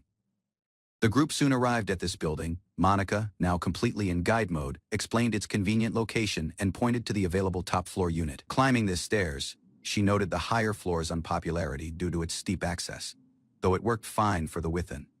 Alan stood in awe. This room was far larger than expected, and the mother wondered if it was too much for them. Alan explored this upper level of the unit, considering whether to claim the lofted space while his bedroom, while his mother doubted she might manage the climb. Looking out from the window, he was captivated by the visible sight of the distant palace growing above the town. With resolve in his eyes, he whispered to himself, the objective was near, he just needed to push a little further. Katerina expressed surprise at this affordable rent, and Alan addressed Monica using a mix of thanks and uncertainty. Monica smiled warmly, believing in his possible and labeling it a worthwhile investment in someone using a bright future. Alan turned to his mother for confirmation. Seeing her uncertain, he assuredly declared they'd take this room while long as she liked it too. Monica assured them it was fine, joking that Alan might repay her previously. He became a better man, prompting a smile out of Katerina. The house-hunting journey came to one swift end. This very first property had everything they needed. Back at this guild, Alan reported the decision to stay under Monica's care, earning one nod of approval. The guildmates were pleased. Alan admitted it was far nicer than this home they had prior to. Alan's guildmates admired how far he'd come, surprised he was already providing one fresh home for the mother. When questioned about moving out, he casually answered, starting now, prompting entertained disbelief and support out of those around him. One guild member raised his call to rally this others, proudly announcing Alan's big step moving out using his mom. Though Alan tried to object, this others insisted on helping, moved by his devotion. Banter filled the room, making it visible they cared deeply. Friendly jabs continued while this men argued over tasks, eager to lend a hand in their own disordered way. Alan asked his mom what to do, overwhelmed by everyone's support. Monica softly comforted them, labeling Alan like a son to the whole guild. Katerina reminded Alan to treasure such kindness, recognizing how fortunate he was to have such wonderful people around him. While guildmates bickered over who was too drunk to aid, Alan smiled to himself. Their antics created him feel strangely warm within. She wiped the tears, moved by their generosity. Alan stood by, one bit panicked at her emotional response. Later, the guild members assisted move furniture into the fresh home. Although bumps, narrow spaces, and minor complaints. A line of guild members marched through town carrying furniture, drawing interested stares. Alan wiped his brow while the endure load arrived. Within, the space motionless felt roomy, although being furnished. The simplicity of their old life made the move feel surprisingly light. Using this job done, one guildmate raised one cheer and declared it was time for a banquet to celebrate. Katerina and Alan seemed puzzled, but were informed it was tradition. Any reason to drink was reason enough. Thankful, Katerina addressed the adventurers earnestly, thanking them for all their aid that day. Katerina stood prior to this gathered guild, expressing heartfelt thanks for their kindness and support toward her son. Smiling proudly, Monica listened while appreciates extended to everyone from the porters to those who assisted them settle in. Her speech started to stretch, prompting Alan to silently plead for brevity while this others chuckled. Lifting one glass, she toasted to the future, wishing everyone happiness and luck in their endeavors. Just prior to things dispersed, she turned to Alan and reminded him she was off to greet more guests, departing out of him smiling beside her. Morning light filled the room as Katerina swept the floor. Close by, Alan observed silently, vowing to make their fresh life even better. The thoughts reached beyond just family. He wanted to defend this peaceful life for Monica, this guild, and everyone who had supported him. While others drank and laughed, Alan quietly sipped fruit juice, eyes set on one objective, breaking the fate that previously seemed inevitable. Teasing quickly followed. The guild couldn't aid but joke about his beautiful mother, driving him into rattled denial. Thankfully, Master Rudolph stepped in, silencing this crowd using one single firm command. With a strong glare, Rudolph crashed his mug down, declaring he'd be the solely one allowed to make a move. The rest were to back off. Katerina laughed politely, while others protested. Alan couldn't believe the mentor was joining this competition for his mother's affection. Jaw clenched. He withdrew the earlier approval, muttering that exceptions must be created, especially when it came to his master ladder. Alone in this forest, he tested his equipment under peaceful skies, letting out one long air. Careful observation showed good penetration, motionless. He needed better rounds for this scheme he had in mind. Steam rose from the tub while Alan soaked, muscles sore after several days of preparation. Close by, 2 rifles leaned against the wall, one full size. The other compact. He'd smelted FMJ rounds for both. While he relaxed, one teasing call interrupted. Katerina joked about joining him, prompting a deadpan refusal. Soon following, a towering armored figure collapsed. Holes pierced across its helmet. This bullets had done their job. Foes never seemed to halt. But this dungeon made for perfect grinding. He kept moving through, week after week. Using over 100 laps finished, Alan had gathered sorcery stones for the guild and strengthened his resolve even more. Alan handed over 1 beer and appreciates, while being advised to review his status. His labor against goblins had started to draw attention. Upon checking, he discovered a fresh nickname, Goblin Slayer, earned from consistent extermination and growing experience, while a novice adventurer. In this dense forest, a couple of massive boars marched forward, disturbing the peace using their heavy snorts and trampling hooves. A lone young man entered this forest, using a rifle slung over his shoulder, cautious but resolved. He stopped briefly, noting that he was just outside the suburbs of Altmund, a region too near to leave such dangers unchecked. This boars weren't just dangerous, they were resources. The bodies, mapped and labeled, were important for meat and supplies. Sitting beside one downed creature, he reflected on this task ahead. Orcs emerged endlessly out of a labyrinth deep within, and he had no choice but to confront it. Alan confirmed his earlier assumption: the hollow point bullets worked as intended. Each successful hunt not solely provided resources, but also progressed his guild positioned. These bullets, known for expanding on impact, were familiar to him out of another life. Against stronger foes, he planned to rely on FMJ and Kalash rounds, while continuing to use smaller calibers for standard dangers. He studied each type's role using care. While night fell, Alan reviewed his results. Tomorrow he would enter this great labyrinth completely prepared. Prior to resting, he enjoyed one rich dish of braised orc shank, savoring both victory and this spoils of his strategy. Alan gave appreciates, but remained cautious about unfamiliar food. Fresh worlds often carried unseen risks, even in the cuisine. Surprisingly, this orc meat exceeded expectations. Though rougher than pork, its flavor and texture held depth, especially around the skin and bones. The taking morning, Alan gazed at the sky above the settlement. Thoughts of home emerged. He hoped to share this place with his mother one day. Within this labyrinth, he advanced using concealment tactics. Mid-bosses guarded each floor, but the methods proved effective. After battle, Alan harvested what he might. With restricted space, he prioritized collecting sorcery stones, already used to the routine of survival. At this heart of the labyrinth, the Orc King loomed, surrounded by all the mid-bosses Alan had battled prior to. Its presence radiated menace and reminded Alan of its savory meat. Lacking delay, Alan required aim. His scheme was simple: eliminate isolated healers and support units quickly to weaken the ranks. Targeted strikes landed using precision. Mages and priests fell, followed by a smokescreen retreat. Even this orc general required significant damage during the push. Abruptly, the foe responded fiercely. A sweeping retaliation forced Alan to dive for cover. The general unleashed a blast of sorcery beyond expectation, revealing hidden power Alan hadn't anticipated. Alan assessed this battlefield. The Orc King's regeneration ability created things difficult, and its massive health pool demanded one strategy beyond brute force. Lacking wasting time, he sent another smokescreen. This same evasive tactics that had brought him this far would have to carry him forward again. The foes anticipated his usual flanking maneuver and tightened inside a defensive ranks. He required one different angle and unleashed a blinding chili pepper extract, targeting their vision using practiced precision. Trapped off guard, the orcs panicked. Uncertainty formed among their ranks as Alan prepared to press the advantage. The disoriented orcs collapsed in rapid succession. Alan remained calm after cover, striking cleanly across the chaos using trained precision. Abruptly, the Orc King stirred. Glowing power surged through its form, and Alan realized the beast was preparing to regenerate previously more. He narrowed his eyes. The healing had already finished just while expected. Alan tightened his hold on the rifle, muttering in frustration. Using a furious roar, the Orc King charged forward, shattering the floor under it. The air trembled with each step. Alan responded with firm fire. Bullets ripped through the smoke, but his eyes opened wide. The king wasn't slowing down. The Orc King smashed through the wreckage in a forceful blast, driving wood and gem flying across the chamber. Alan was thrown to this floor. He scrambled back, eyes wide, while the massive beast loomed over him. Wan realization struck this creature's dense fur, and thick fat resembled a brown bear's, likely enough to dull even hollow point rounds. He reached for another rifle, considering the Kalash bullet. With firm air, he prepared for a direct blow. Though uncertain if it would penetrate, he required aim at this creature's throat. Heart-locked while the likely weak point, Alan fired toward this Orc King's heart, but the monster staggered forward, seemingly unfazed. The target had absorbed the damage. Switching tactics, Alan aimed between this creature's eyes, hoping one direct shot would pierce its thick skull. This beast charged. Alan paused. His position gave him a bad angle, and he couldn't terrain the shot cleanly in time.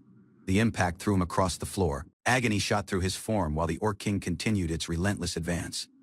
Growing slowly, Alan clenched his jaw. It was visible this wouldn't be a quick fight. He had to endure a taken-out battle. Alan stabilized his breathing, considering his next move. This idea of construction slug rounds crossed his mind, but something felt off. To his surprise, this Orc King had collapsed. Alan neared cautiously, puzzled by the abrupt stillness. A closer look revealed the truth. His shot had landed in the heart after all. The beast had pushed across the agony until it eventually gave out. Even with a mortal wound, the king had managed to take off one endure charge. Alan couldn't aid but admire its power. Using little space left, he packed what meat he might. This victory deserved to be tasted. At this labyrinth's end, Alan discovered one treasure chest. Using his appraisal skill, he identified the prize, a bracelet of fertility. He frowned at its function. One charm to improve reproduction, it felt violently inappropriate for an orc dungeon. With the Orc King slain, Alan finished the first round of the Great Labyrinth. Yet he couldn't aid but question the logic of this world. Sometime later, he arrived at the Elf Settlement airport. Children trained close by while villagers moved with cheerful power, thankful for their kindness. Alan started returning regularly, taken by their hospitality and the high-quality honey they sold. This village's playground had transformed inside an archery training earth, but no one seemed to mind. Children practiced enthusiastically, motionless. Alan knew not everyone was pleased. Sherry, this elf princess, voiced her annoyance about cutting down woods for infrastructure. Although the chaos, Alan reflected on a milestone. He had eventually turned 13. The stage moved silently amid the shouting. His labor had paid off. He earned the Orc Slayer achievement, growing to rank D and level 23, a respectable growth out of repeated dungeon runs. Back at this airstrip, the Elven Queen greeted him kindly. While usual, the honey he requested was prepared, and the villagers supported him warmly. As Alan expressed his thanks, the villagers reminded him of his role in rescuing them. Their warmth left little room for formal appreciates. Even when this Elf Queen provided to waive the payment, Alan insisted on fair trade. With his level growing more slowly, now Alan determined it was time to face more difficult labyrinths. Rumors of a fresh challenge had reached him. He announced his destination, this labyrinth of the Air Mountain. The journey would trial all his skills. There, one Blizzard Phoenix awaited, stronger than any foe he'd faced. It marked this beginning of a truly dangerous stage in the adventure. This Elf Queen questioned if his destination was dangerous. Alan gave a reassuring nod, pledging not to overexert himself. He showed her the amulet she previously gifted him. She smiled warmly, moved that he motionless wore it. With genuine words, she wished Alan luck and trusted the charm would keep him unharmed. Alan responded with quiet resolve. Just then, one panic call rang out. Alan was smacked by an overeager greeting, trapped completely off guard. A small fairy lamented she couldn't join his journey due to a contract. Although her antics, Alan was secretly thankful for the affair. At this Zeven Adventurers Guild, a young boy created an unusual request to enter the labyrinth of the Air Mountain alone. Introducing himself while Alan, a 13-year-old D-rank adventurer, he remained calm although their skepticism. His grave gaze showed quiet resolve before proceeding. The rules were outlined. Any unregistered entry or removal of items out of the labyrinth would be treated while a criminal process.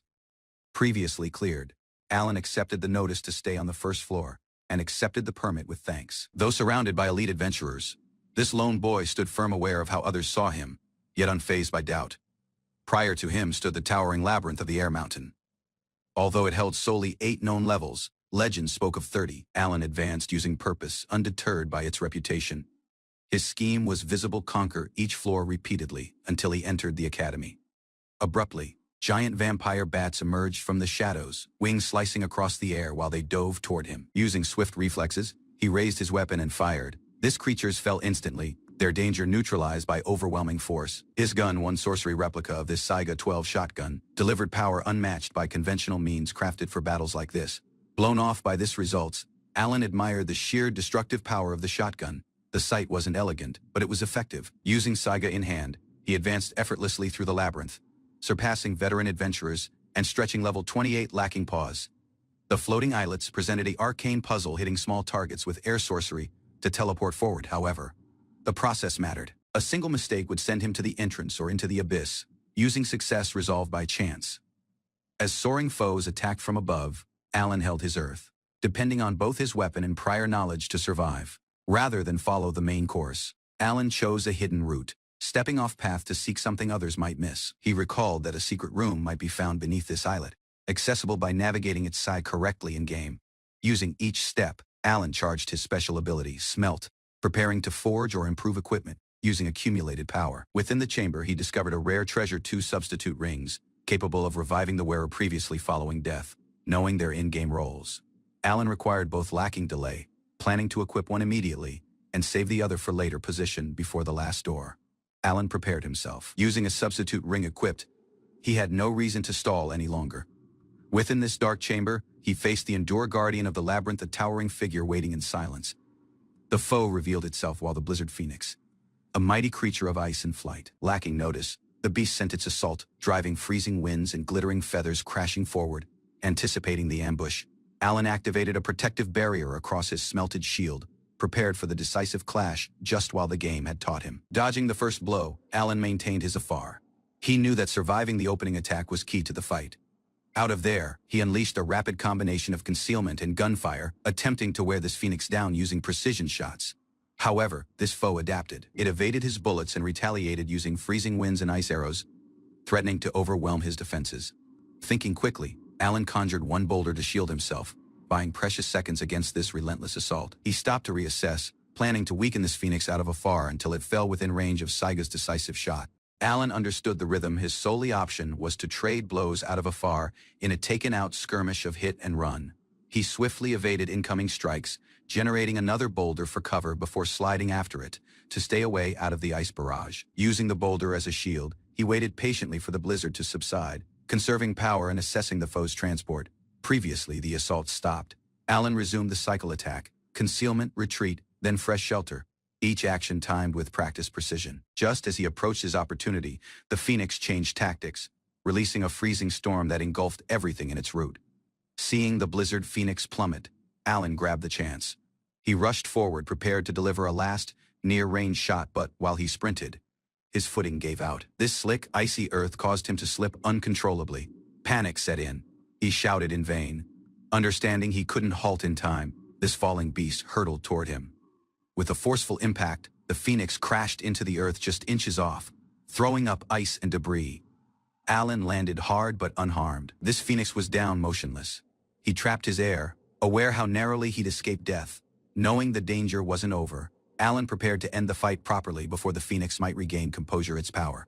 He neared the downed creature, shivering as he examined its form. The intense cold seeped through the feathers and earth. To his surprise, this feathers didn't melt when removed. Cautiously, he started collecting the tail and wing feathers one by one. Within this treasure room, Alan found light bones worth harvesting and one sealed chest waiting to be opened. Though this legendary sword drew attention, it was the strange device tucked in the corner, the sorcery gem synthesizer, that truly intrigued him. Alan examined the small sorcery stones, intrigued by the synthesizer's ability to combine them inside larger, more mighty forms. Own visual explanation revealed this value in merging 16 small stones might create one rare, high-grade gem worth far more. Understanding this profit margin, he devised a scheme. Repeating dungeon runs and using synthesis would steadily increase his wealth. For now, he chose to remain low-key, farming resources silently. He vowed to hide this extent of his advancement back in town. Alan blended in, easily returning to menial tasks, all while hiding this power he had just proven underground. Though he continued doing part-time work, Alan confirmed he would soon enroll in high school, balancing both paths cautiously. He mentioned a recent promotion to D rank, noting it aligned using eventually attending formal classes. Within, his mentor encouraged him to finish a request that would push him to C rank, particularly to stay away from being underestimated at school. Alan didn't seem concerned about ranks, but the master insisted this difference mattered for eligibility and reputation. Seeing across Alan's evasiveness, this mentor softly insisted he clearly knew the boy was hiding much more than he admitted. Alan paused to clarify himself. He didn't want anyone discovering his fighting style reliant on guns and concealment sorcery. Before he might clarify further, a trio of older adventurers appeared, eagerly welcoming him while a fresh team member. Trapped off guard, Alan questioned this arrangement.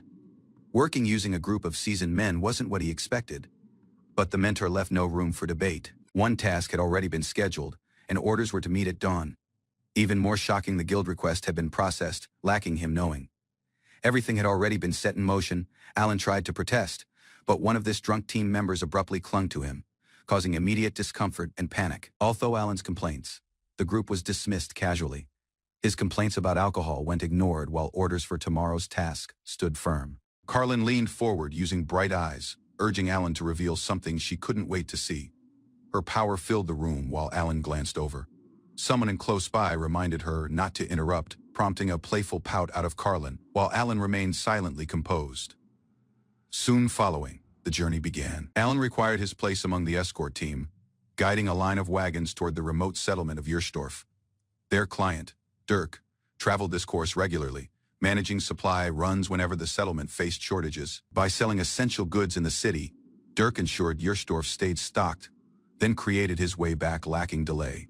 While the wagon rattled along the trail, Carlin leaned toward Alan and eagerly asked to see his sorcery. Previously they reached the settlement.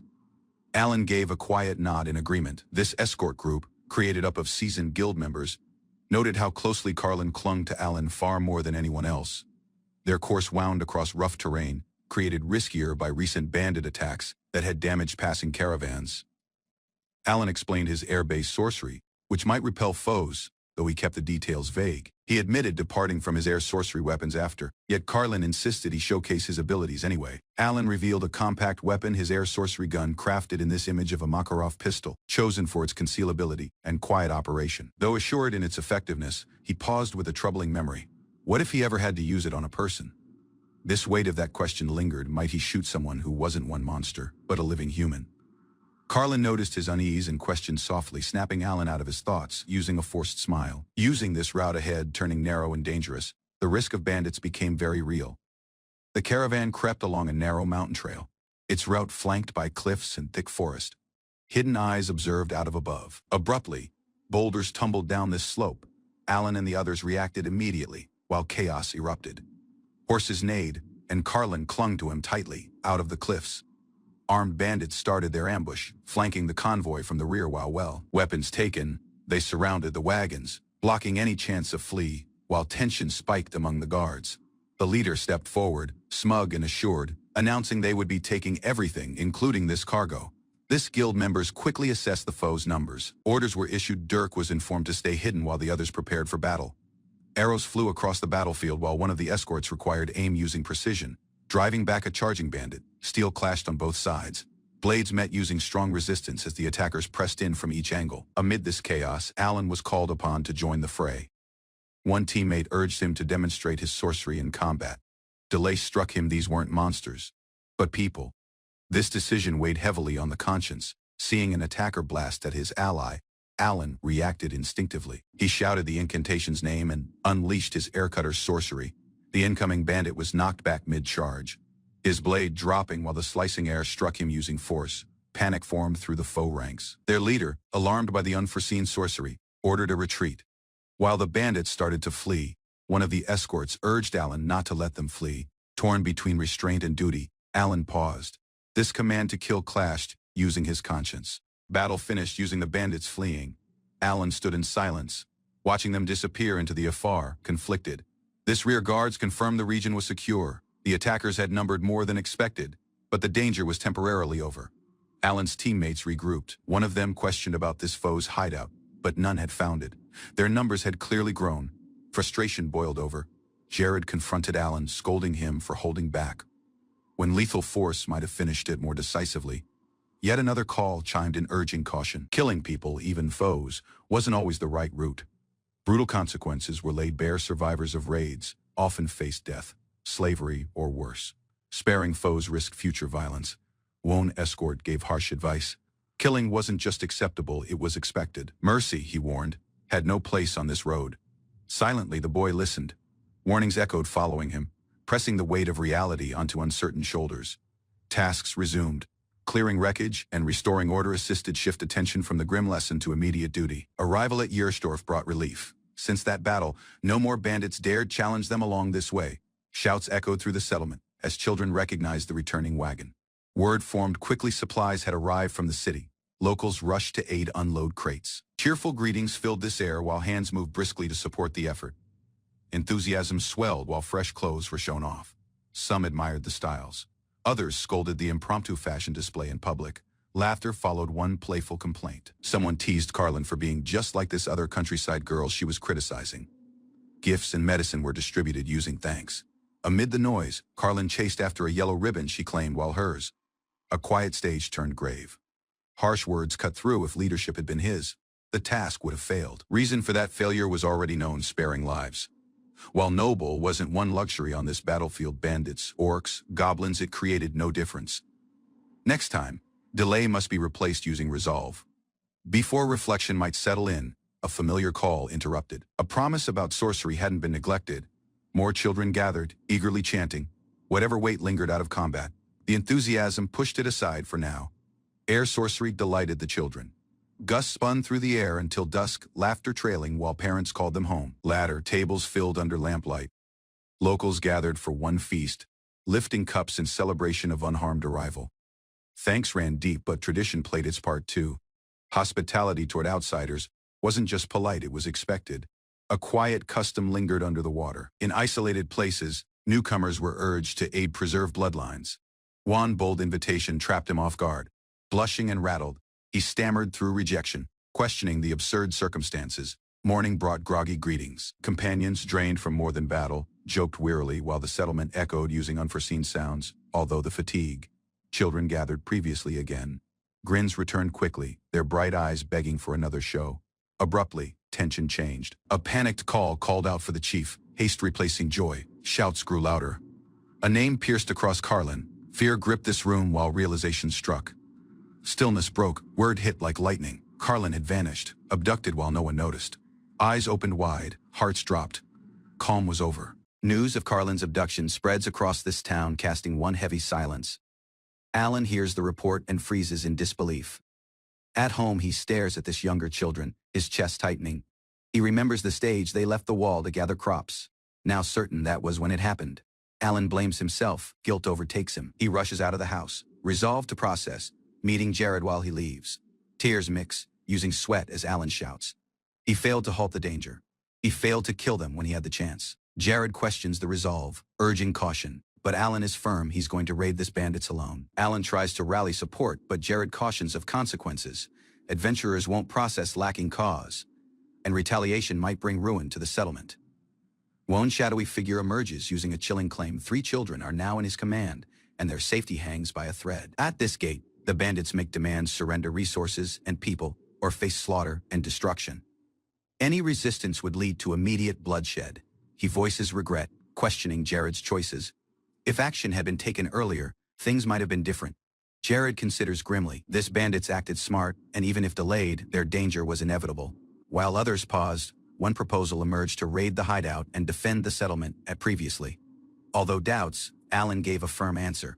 Grim warnings followed. A single stage of delay might cost lives. Resolved eyes met the challenge with resolve. Recollections of a smiling face pushing him forward. Support arrived surprisingly. Adventurers who previously stood back now accepted the task, offering power for the battle ahead. One villager stepped forward, pleading for the sister's safety. Tears streamed down his face while desperation broke across. Under this moonlit sky, a quiet vow was created. No, regardless what, she would be saved. Questions about the bandits' location led them deep inside the forest. Based on the timeline, their hiding site had to be close by. Estimates placed the hideout just a few hours off on foot. Each stage counted as they moved under the cover of darkness. Out of a hilltop vantage point, a sweeping sight revealed likely hideout spots nestled in this distant woods. One faint watchfire glowed close to a known cave, previously home to a previous gang. It likely housed around 30 men. Lacking delay, Alan planned to infiltrate. Doubts were cast, but the decision stood firm. Confidence replaced doubt. Alan assured them stealth was his power, and the settlement couldn't afford delay with the danger looming. Questions about his solo scheme arose. He broke down the foes weak in numbers, revealing that victory wasn't as far-fetched as it seemed. One strategy built in his mind. While testing his setup, he comforted Jared, who remained skeptical about infiltration. Trust didn't come easily, but this risk was accepted. One more chance was granted. Alan promised a silent entry and unharmed repay. Under clouded skies, one last whisper affirmed his resolve. Failure wasn't an option. Nearing the hideout, Alan warned Jared to stay after. Too much transport together risked detection, and the foe had laid out noise traps. Using concealment sorcery, he moved unseen. Even the closest ally failed to notice him slip off, using his ability active. Alan crept toward this cave entrance. A lone guard stood close by, prompting him to stay low and observe. Recognition struck this man previously escaped him. Regret lingered out of the endure encounter where he couldn't deliver a fatal blow. Tension spiked while they locked eyes. Alan steadied himself, needing to process before proceeding further. Using appraisal sorcery, the cave structure came into sight. A sprawling and intricate layout stretched ahead, far larger than expected. Navigating further within, Alan started analyzing this enemy's positions. Understanding their patrol routes was crucial to proceed undetected. A three-way fork emerged deeper in. 13 men were already accounted for, heightening this risk using each step taken. In one chamber, multiple children rested after iron bars unharmed for now. Relief came briefly, but Carlin was nowhere among them. Eyes changed toward this sealed passage. Hope flickered that answers, and Carlin lay beyond that barricaded route. One sealed passage led to a deeper chamber. Supplies scattered outside hinted at its importance.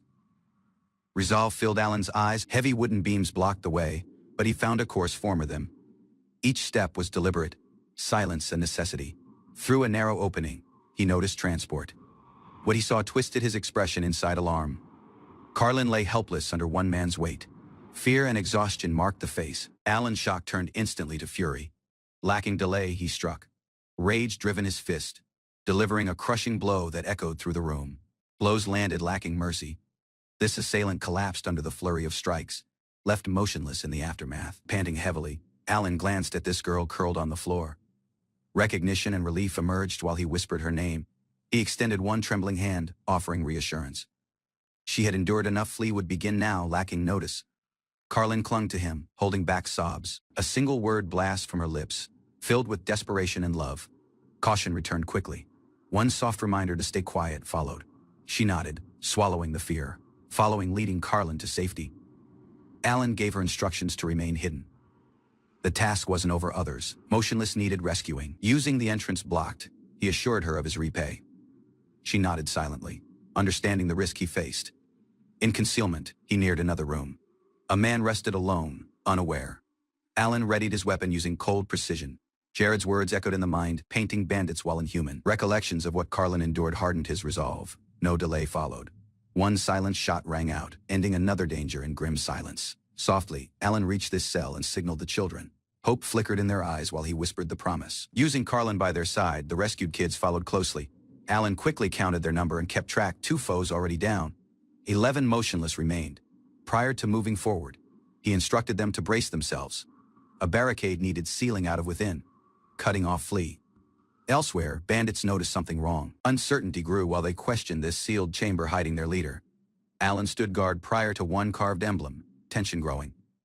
Unfamiliar markings hinted at something more than just a hiding place. A brilliant flash erupted out of this carved seal. Shockwaves blasted outward, hurling bodies across the air like ragdolls. Outside, bandits were thrown into chaos. Jared observed in stunned disbelief as wreckage, and limbs flew in each course. Uncertainty turned to anger. Jared stormed in demanding an explanation. Alan, calm and focused, confirmed it was this signal. This aftermath revealed groaning survivors. Alan stood over them, torn between mercy and the urge to finish them off. This cave shuddered. Priorities changed. He chose to evacuate the children prior to anything else. Bloodied and enraged, one bandit lunged to blow Alan down but was swiftly countered by Jared's abrupt intervention. Arriving just in time, Jared stepped over the downed attacker. The chaos began to settle while Alan seemed up in relief. With danger after them, the group prepared to repay. Alan led the children out while Jared observed over their steps. Tears welled in Carlin's eyes. Emotion eventually blasted as safety confirmed the task's end. Bandit heads lined this settlement gate, a gruesome notice to others. Assured in their power, the veterans set out to finish the job. Alan, though eager, was instructed to remain after and assist with arrangements for their repay to the capital. Within the bandits' hideout, the remaining foes were put down. The seniors acted lacking delay, bound by duty more than emotion. Recalling the own experience, Alan accepted this blood on his hands. While this wagon rolled to the gate, Alan climbed aboard. The journey to the city and to whatever came next was about to begin. While Alan prepared to leave, he was neared by Carlin and the settlement children. With the bandit task finished, Alan set out previously more. He promised to repay someday, departing from the village behind as he climbed aboard the wagon. By this age of 15, Alan had already achieved the rank of C-class adventurer, earning recognition while the youngest to do so. Before his departure, he shared a quiet stage with a near companion, receiving words of encouragement and a genuine wish for luck dressed in uniform and resolve. Alan stepped into a fresh chapter, prepared to face whatever awaited beyond the gates. Alan stepped onto the Imperial Academy grounds, his heart firm. Before him stood the grand campus of the Imperial High School, his fresh beginning. While he joined this incoming students in the grand auditorium, the staff announced that solely 39 had been accepted this term. Among them was Alan. Although hoping for Class B, Alan was assigned to Class 1 dominated by aristocrats. Knowing this rules, he understood that speaking out of turn, while a commoner might cause problems. Surrounded by nobility, Alan maintained his afar until a noble girl named Anastasia walked in, turning each head in the room. Among this noble students, one figure stood out. Anastasia's elegance and commanding presence captivated Alan more than the grandeur of the school itself. He couldn't be sure, but it felt like she glanced in his course. Around her were other elite students: Oscar, this refined heir of Wilmot, and Marcus, one brilliant scholar. More prestigious names filled the room: Leonardo, son of the Imperial Guard commander, and Claude, an imperial prince gifted with holy power. This nobles quickly noticed Alan. Their remarks created light of his commoner status, but he responded quietly, unfazed by their mockery. While another mighty student entered the hall, Alan's attention changed. The arrival of Crown Prince Karl Heinz drew each eye. His assured stride and noble aura made it visible why others viewed him with awe. Alan's attention changed as a girl neared. Her calm, graceful presence stood out, stirring a quiet curiosity within him. She introduced herself, while Amy von Braze, one fellow student. Her warm smile trapped Alan off guard. Amy revealed she was also one commoner and remembered Alan out of their earlier school. She admired the perfect academic record. Choosing a seat beside him, Amy invited conversation. Alan, surprised yet thankful, agreed to talk until this ceremony started. Alan reflected on the entrance ceremony, understanding how distracted he'd been. This stage was meant for Amy, the heroine of the tale.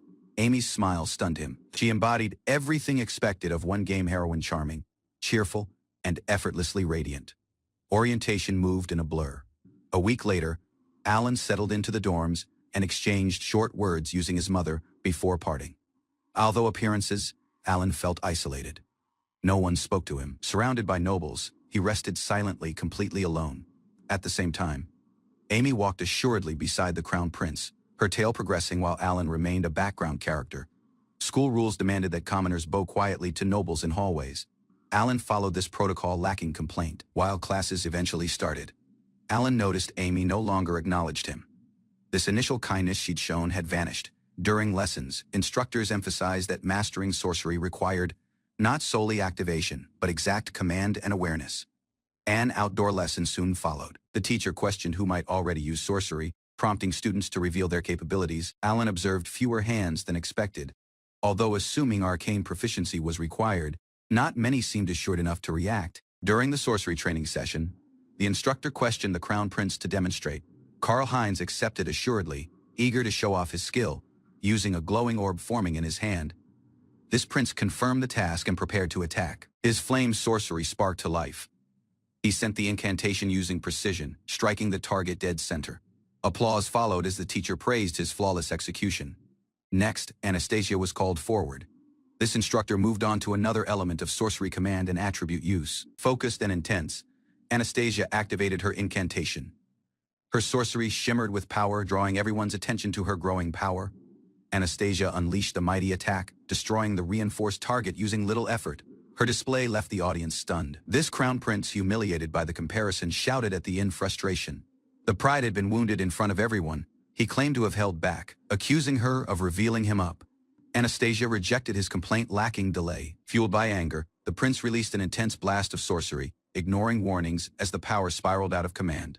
A forceful explosion erupts during the practical exam, driving shockwaves through the arena. Amid the chaos, the crown prince recoils, while a resolute girl steps forward, hand raised, channeling an incantation. In an instant, a towering wall of surface rises, guarding the students from the oncoming blast. Screams echo as wreckage crashes against the arcane barrier. Previously, this smoke removes. The prince is found collapsed, prompting a surge of panic among his peers. One student kneels beside him. Amy quickly starts treatment.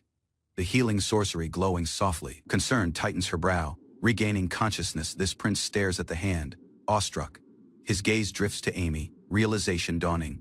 Amy reaches out using concern, checking this crown prince's condition while he regains full consciousness. Lowering her gaze, Amy blushes, revealing that her deeds were motivated by loyalty to someone else. Her humility stands in contrast to the credit she gains. At the same time, others reflect on the outcome, thankful that the prince suffered solely minor wounds. Quiet speculation starts had Amy truly altered the original course of events. Time passes, and this relationship between Amy and the prince visibly strengthens. The closeness deepens, yet jealousy festers. Whispers of the origins turn cruel, and Amy starts to face targeted bullying. Anastasia reappears at this academy, accompanied by girls previously believed to have vanished following civil unrest. Their presence draws immediate attention. Confronting one group of students, Anastasia reprimands them harshly for gossiping, reminding them of their duties while nobles. Her stern manner silences them. At this same time, Amy silently notices the shift in atmosphere. Feeling isolated, she wonders why her peers have started avoiding her. After closed doors, rumors form further. Some accuse Amy of manipulating others through charm to gain kindness with the prince and others. Observing the circumstances, one student considers on how different Amy feels from the version he knew in the initial game. Amy silently endures her loneliness, reflecting on her position previously a commoner, now thrown inside aristocratic society, targeted by bullies and suspicion. Within this academy, factions have clearly built. Anastasia leads one, the crown prince the other. Amy, however, stands alone using no allies. Although Anastasia keeps hostilities at bay. Her own faction is small, but she restrains them out of escalating this conflict. At this same time, the crown prince's side shows little affection for Amy. Though they accept her presence, their motive seems strategic rather than genuine. Even while others conspire to remove Anastasia, this crown prince remains fixated on Amy, ignoring the own fiancée entirely. Alan considers under this shower, troubled by the prince's unchecked power and the corrupt nobility that surrounds him. He fears the kingdom may be heading toward ruin. Throughout school life, Alan maintains one reserved stance. He avoids unnecessary interaction, observing both commoners and nobles out of afar. While exams conclude, a tense atmosphere settles over this academy. Summer arrives, but uncertainty remains. Prior to this break, students are reminded to prepare for the upcoming independent study, an assignment that carries lasting consequences. Class rankings are revealed. Independent study will now determine student placement, sharpening this line between elite and ordinary. Anastasia nears Alan, labeling out to confirm the name. Her direct manner catches him off guard, but he responds respectfully. Rather than looking down on him, she praises Alan's academic performance, impressed by his humility, although being one top scorer while a commoner. Learning of his adventuring experience, she acknowledges his skills and vows to send one messenger using further instructions. Before departing out of Anastasia offers a polite apology for the interruption, surprising Alan using her grace. While she departs, Alan wonders why he was chosen. This term ends, and summer vacation starts. Alan presents himself to the student team as their appointed guide for exploring the close-by ruins. Positioned before the full group with a cheerful expression. As arrangements begin, Anastasia quietly questions how the circumstances unfolded this way. At the same time, the group readies to depart. While walking, Alan clarifies the risks ahead. Notice them about horned rabbits known to attack travelers. The request came directly from Anastasia, one he couldn't refuse. Two assured students boast of the training, certain they won't be harmed by only beasts. Others joke casually about hunting and cooking these creatures, brushing off the notice using arrogance. Jokes and teasing fly among this group, using Marcus making fun of another's cooking skills. Some students laugh, while others grow increasingly tired. Amy's kind act toward Alan sparks a playful argument. Multiple boys compete over who she belongs to. Ignoring her visible discomfort, Anastasia observes quietly, unimpressed by the escalating commotion. The circumstances threatens to break into a fight until she steps in with a cold stare. Soon, the Crown Prince reminds everyone to pick up the pace, citing imperial expectations. Tension breaks, while the group regains attention. Alan, motionless rattled, comes after as orders are barked at him with little patience. At this forest shore, the party encounters an ancient gem ruin. Crumbling steps, damp moss, and broken pillars give it an unstable appearance. Ascending the stairs proves difficult as the water becomes slick and uneven. Multiple members lose stabilize, forcing others to reduce speed their pace and offer support. Observing these circumstances, the protagonist realizes the scenario has already changed. One glowing gem provides restricted light, revealing ancient walls and confined pathways stretching deeper underground. Subtle changes in mood emerge, while this protagonist remains alert, aware that even minor deviations might reshape the unfolding fate. Within this glowing ruin, the light considers off the walls and draws everyone's attention. Questions about danger water as the group remembers the ruin's former. Doubt spreads when nothing appears while expected. Tension rises briefly as frustration is directed toward this empty outcome of the exploration. Walking deeper, the group checks the chamber holds no dangers. The air feels stale, and the room offers little of interest beyond bare gem. Further reflection reveals the truth of the place. Treasures previously stored here were already taken during a prior examination, departing from solely an empty ruin after. The ruin, noting how goblins previously occupied a decaying structure so near to the imperial city. Amy abruptly steps aside, crouching close to the wall while if she sensed something unusual. At the same time, the protagonist remembers a familiar sight from the initial scenario and feels certain they have reached a key region. Alan, the red-haired young man, looks impatient while complaints about the smell and layout formed across the group. Amy remains thoughtful, staring ahead in silence. Realizes her curiosity has been sparked, suggesting that this ruin motionless holds meaning beyond what appears on this water. This scroll's discovery should have been random, yet Amy moved directly to the exact location, while if guided by prior knowledge, watching her closely, doubt forms in the mind. Her reactions feel familiar, lifting this unsettling possibility that she understands this world in the same way he does. Outside the ruin, the group regathers while remaining alert. Confidence out of the escorts keeps everyone calm while they begin preparing to leave the region safely. Alan appears uneasy, glancing back at this ruin, while if something motionless feels unresolved. Prior to departing, Amy acknowledges the successful exploration using quiet pride. He realizes the world is slowly changing. As expected, hostility fades, events shift, and the group quietly readies to repay. Anastasia neared Alan with a calm yet firm request. She needed him to accompany her the next day. Though surprised, Alan accepted her invitation lacking delay. After completing an exploration of an ancient ruin, Alan was previously again called forth by Anastasia, the encounter marking a fresh turn in their connection. Arriving early at this front gate of the school, Alan waited quietly, the atmosphere tense using expectation. A wagon appeared before him, its presence signaling the beginning of an important journey. Across the window, Anastasia observed him. As the wagon door opened, Alan stood prepared, uncertain, but willing to follow her wherever this route led. Anastasia stepped down from the wagon using confidence, offering a short apology for the delay. Alan responded using composure, assuring her that he hadn't waited long. She quickly changed this mood and instructed him to board. Attempting to take the driver's seat, Alan was softly corrected and redirected within the wagon.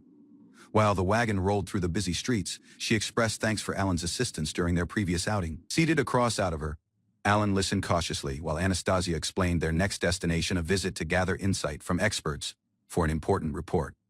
Anastasia explained the plans to consult specialists versed in this labyrinth's history and the recently discovered ruin.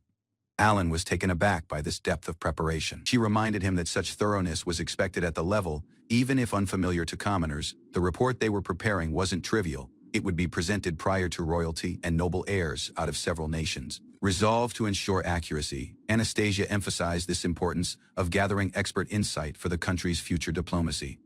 Inspired by the resolve, Alan quietly vowed to support her, motivated by her genuine dedication. They deepened the research by visiting experts, including one scholar specialized in goblins, absorbing each lecture and document available. Although this report being a group assignment, none of the princes contributed. Anastasia and Alan carried the entire workload across sleepless nights. Following organizing their notes and holding lengthy discussions, the two eventually finished the comprehensive report.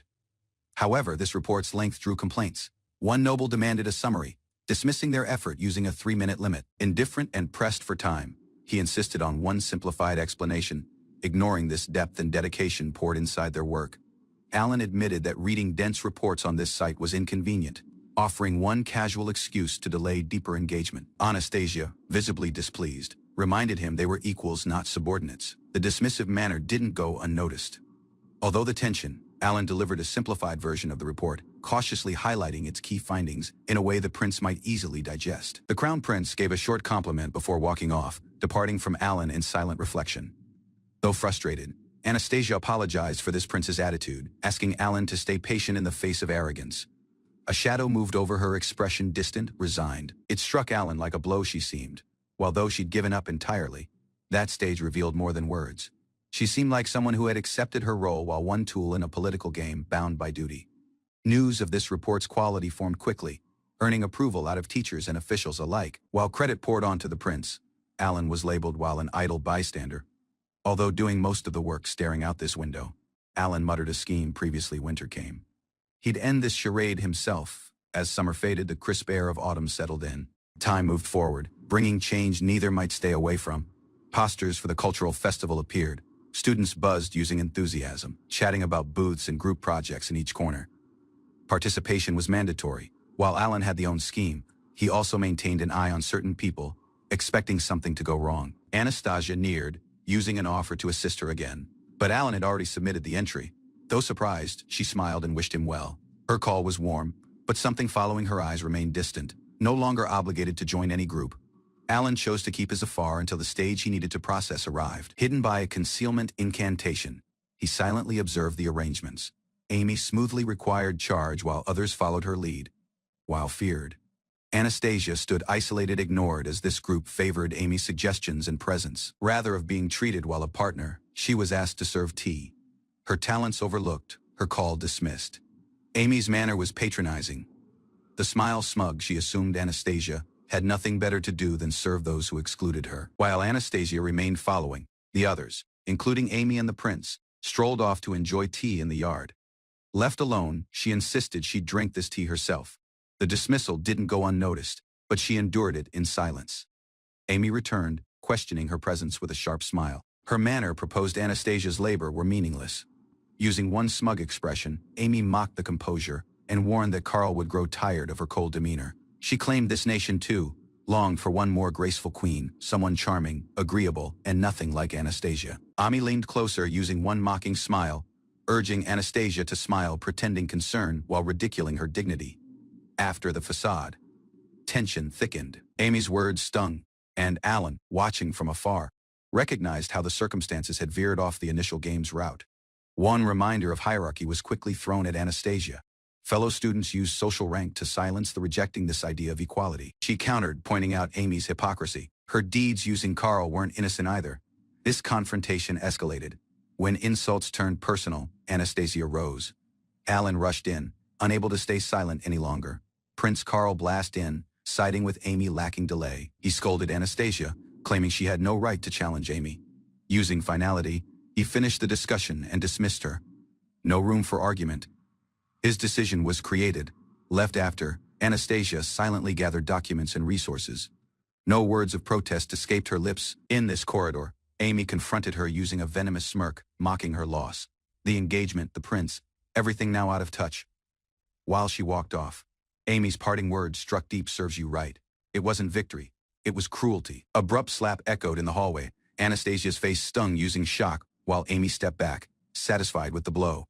Prior to this tension escalated further, Alan appeared using light sarcasm. He cut in pretending not to notice the hostility. Ignoring the sting, Anastasia turned to Amy.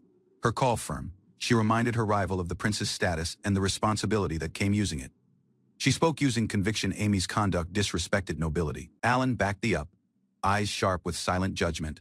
Left stunned, Amy muttered in disbelief. One background: nobody had just undermined the command and she couldn't understand how. Alan realized this incident's timing had changed. The slap, previously one key turning point in the game's collapse, had been avoided. Although the experience, this shift was unfamiliar.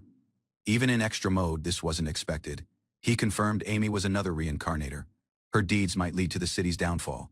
He resolved to halt her. Amy introduced herself using pride, claiming this title of the world's chosen heroine. Life had not always been so grand. After a harsh accident left her unconscious, recollections out of another world began flooding back inside her mind. She soon recognized her surroundings, one perfect replica of this Otomi game she previously adored. In the former life, Amy had been one lonely girl, neglected by classmates and consumed by fantasy. A fatal accident had finished that bleak reality. Now, she saw this fresh world while a gift, a reset. Reborn within this game's narrative, Amy embraced her second chance as the true heroine. Amy and the mother were welcomed inside this Braze Baron household. The truth of her bloodline emerged. She was the Baron's illegitimate daughter. Overcome with enthusiasm, Amy believed her future was secured. Lavish gowns, a palace life, and attention from charming suitors felt within touch. Resolved to follow the game's romance route, she entered high school using high expectations. News formed quickly. Commoners had ranked at this top of the entrance exams. Nobles grew suspicious and requested background investigations. Alan, this second-place student, had endured poverty and hardship. At the same time, Amy, now third, was noted for the healing gift and noble connection. Suspicion grew among this nobles regarding Alan's background. Although being one commoner, he had achieved unusually high exam scores and attracted attention. The possibility of foreign influence or political manipulation emerged. Rather than process hastily, the ducal family determined to observe him for now. During the entrance ceremony, fresh students started to take their seats. Formality filled the hall while the school year officially began. Alan's appearance raised quiet concern. Though unremarkable at first glance, his presence drew one calculating stare out of one of this nobles. Resolved to defend the prince, the girl grew wary. The seemingly harmless student might not be ordinary following all. Some students recognized Alan out of this commoner's school. The academic brilliance had been known, though few expected to see him here. Amy neared him boldly, asking to sit beside him. While outwardly friendly, she quickly judged him too dull to be useful romantically. Entertained, she determined to keep him around as a minor helper. In her mind, Alan posed no danger, yet her attention soon changed elsewhere. This crowned prince stood beside Amy. Though the engagement was political, their closeness drew silent resentment out of another noble. Fearing disaster, this noble girl observed warily. If the prince remained under Amy's influence, the entire kingdom might be at risk. Anastasia stood firm in the belief she had one duty: to guide this prince. If ignored, the consequences would fall upon the kingdom's people. At the same time, Amy demonstrated her healing ability, using a basic favor to tend to the prince's wounds after an incident. Thou reduce speed. This incantation worked. His recovery strengthened his trust in Amy, much to Anastasia's growing unease. Surrounded by admirers, Amy basked in attention. Suitors praised the beauty and charm, and romance flags bloomed around her effortlessly. To Anastasia, Amy's rise felt unjust. Born using nothing, yet gaining everything, this very root meant for a queen, now seemed threatened. One tragic fate awaited this noble girl, betrayed, dishonored, and left to suffer the consequences of a shattered engagement. In the present, the last exam results were revealed. Alan required first place. But what shocked many was Anastasia's unforeseen second-place ranking. She reflected on the failure, blaming her distraction over this prince and another woman. Alan's silent labor had surpassed her own, accepting reality. She acknowledged this unchangeable gap between royalty and commoners. Resolved to move forward, she focused on the studies and summer research. Upon inspection, this group realized the appraisal scroll had vanished. Alarmed by the implications, they determined to retreat immediately. Amy's expression brightened using realization. Understanding this circumstance is aligned with a key element of the game's higher difficulty. Anastasia acknowledged the challenge quietly. While an experienced player, she accepted the scroll's absence and felt comforted in having invited Alan along. She observed Alan's assured leadership. His former fights had forged his wisdom, making him an invaluable guide. Thankful for his continued support, she invited him to accompany her again, recognizing his unforeseen power since their first encounter. Amy casually observed Alan out of afar, noting the growing rapport using Anastasia and his diligence in handling reports. Assured in her plans, she envisioned a future where, following removing the Villainess, Alan would grow her loyal subordinate. At this same time, Anastasia reaffirmed the impression Alan's brilliance was unmistakable and continued to exceed expectations. The exchanges became intellectually stimulating. Though previously inexperienced, Alan now contributed sharp insights. This advancement brought Anastasia genuine delight. Trapped smiling, she dismissed his concern using a quiet reassurance, concealing her stirring emotions under composed words. Alan rested apart, isolated while always surrounded by nobles. His position as a commoner created the academy's environment feel suffocating. Anastasia considered how she might touch out. The upcoming cultural festival sparked an idea, perhaps inviting him would aid. However, when she neared, Alan had already submitted his own application, departing out of her offer unnecessary. She acknowledged the outcome lacking protest, masking her surprise, following composed words and quiet acceptance. Though somewhat disappointed, she changed attention to the event itself, choosing rather to look forward to what the festival might bring. Amy confronted another student, hiding her disdain after etiquette. Although their equal status while classmates, she reminded her of the unspoken social divide. Tensions escalated while Anastasia challenged Amy's behavior. Accusations flew, sparking a heated argument just as Amy approached her objective. In a stage of provocation, Anastasia lost her composure. While she raised her call, Carl intervened, demanding an explanation. He dismissed Amy's excuses and urged her to leave. Though Amy masked it using a smile, her scheme had misfired somewhat. Undeterred, she determined to push forward, eager to finish what she started.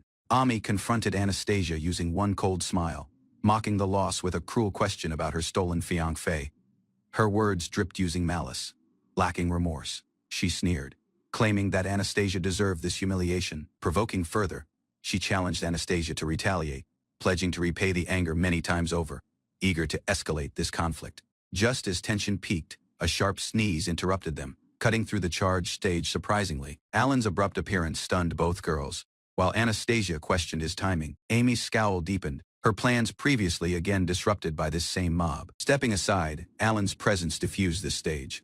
But Amy's clenched expression revealed her fury. Victory had slipped out of her grasp. One reminder rang out: the Highness wasn't someone to be toyed using. Regardless of personal ambition or jealousy, insults flared in response. Decorum shattered as accusations and titles flew. Yet solely one walked off using dignity intact. Footsteps echoed down this hallway. No retaliation came, just silent retreat and unspoken thoughts alone in the room. Regret flickered. One reckless outburst back then might have caused damage beyond repair. Command, this time, had prevailed. Moonlight filtered through the window. She stood motionless, reflecting on the day. A quiet memory emerged: someone had defended her. Alan readies for flight during this cultural festival, checking his gear while the aircraft lifts off. Later, he cautiously secures a wide package, noting the perfect temperature for transport. Each detail has been calculated. Freshness must be preserved. Crowds begin pouring inside this bustling festival grounds. Among the attractions, a themed cafe draws attention, blending entertainment using student effort. Within, Anastasia stands poised, while Margaret informs her that arrangements are finished. Anastasia agrees to explore the exhibits. They walk through the grounds, scanning the region. Taking directions from the committee, they near the next location, eyes taking transport ahead. At one bustling stall, a student enthusiastically promoted roasted orc meat, drawing attention using its unusual presentation. Margaret, intrigued by this aroma, struggled to hide her appetite. Anastasia observed her reaction and noted her familiarity using the dish, which was considered one specialty in her homeland. Although its appeal, many students paused. The concept of eating monster meat unsettled them, even while curiosity lingered in their eyes. Sensing Margaret's interest, Anastasia asked her to accompany her elsewhere, a quiet resolve following her smile.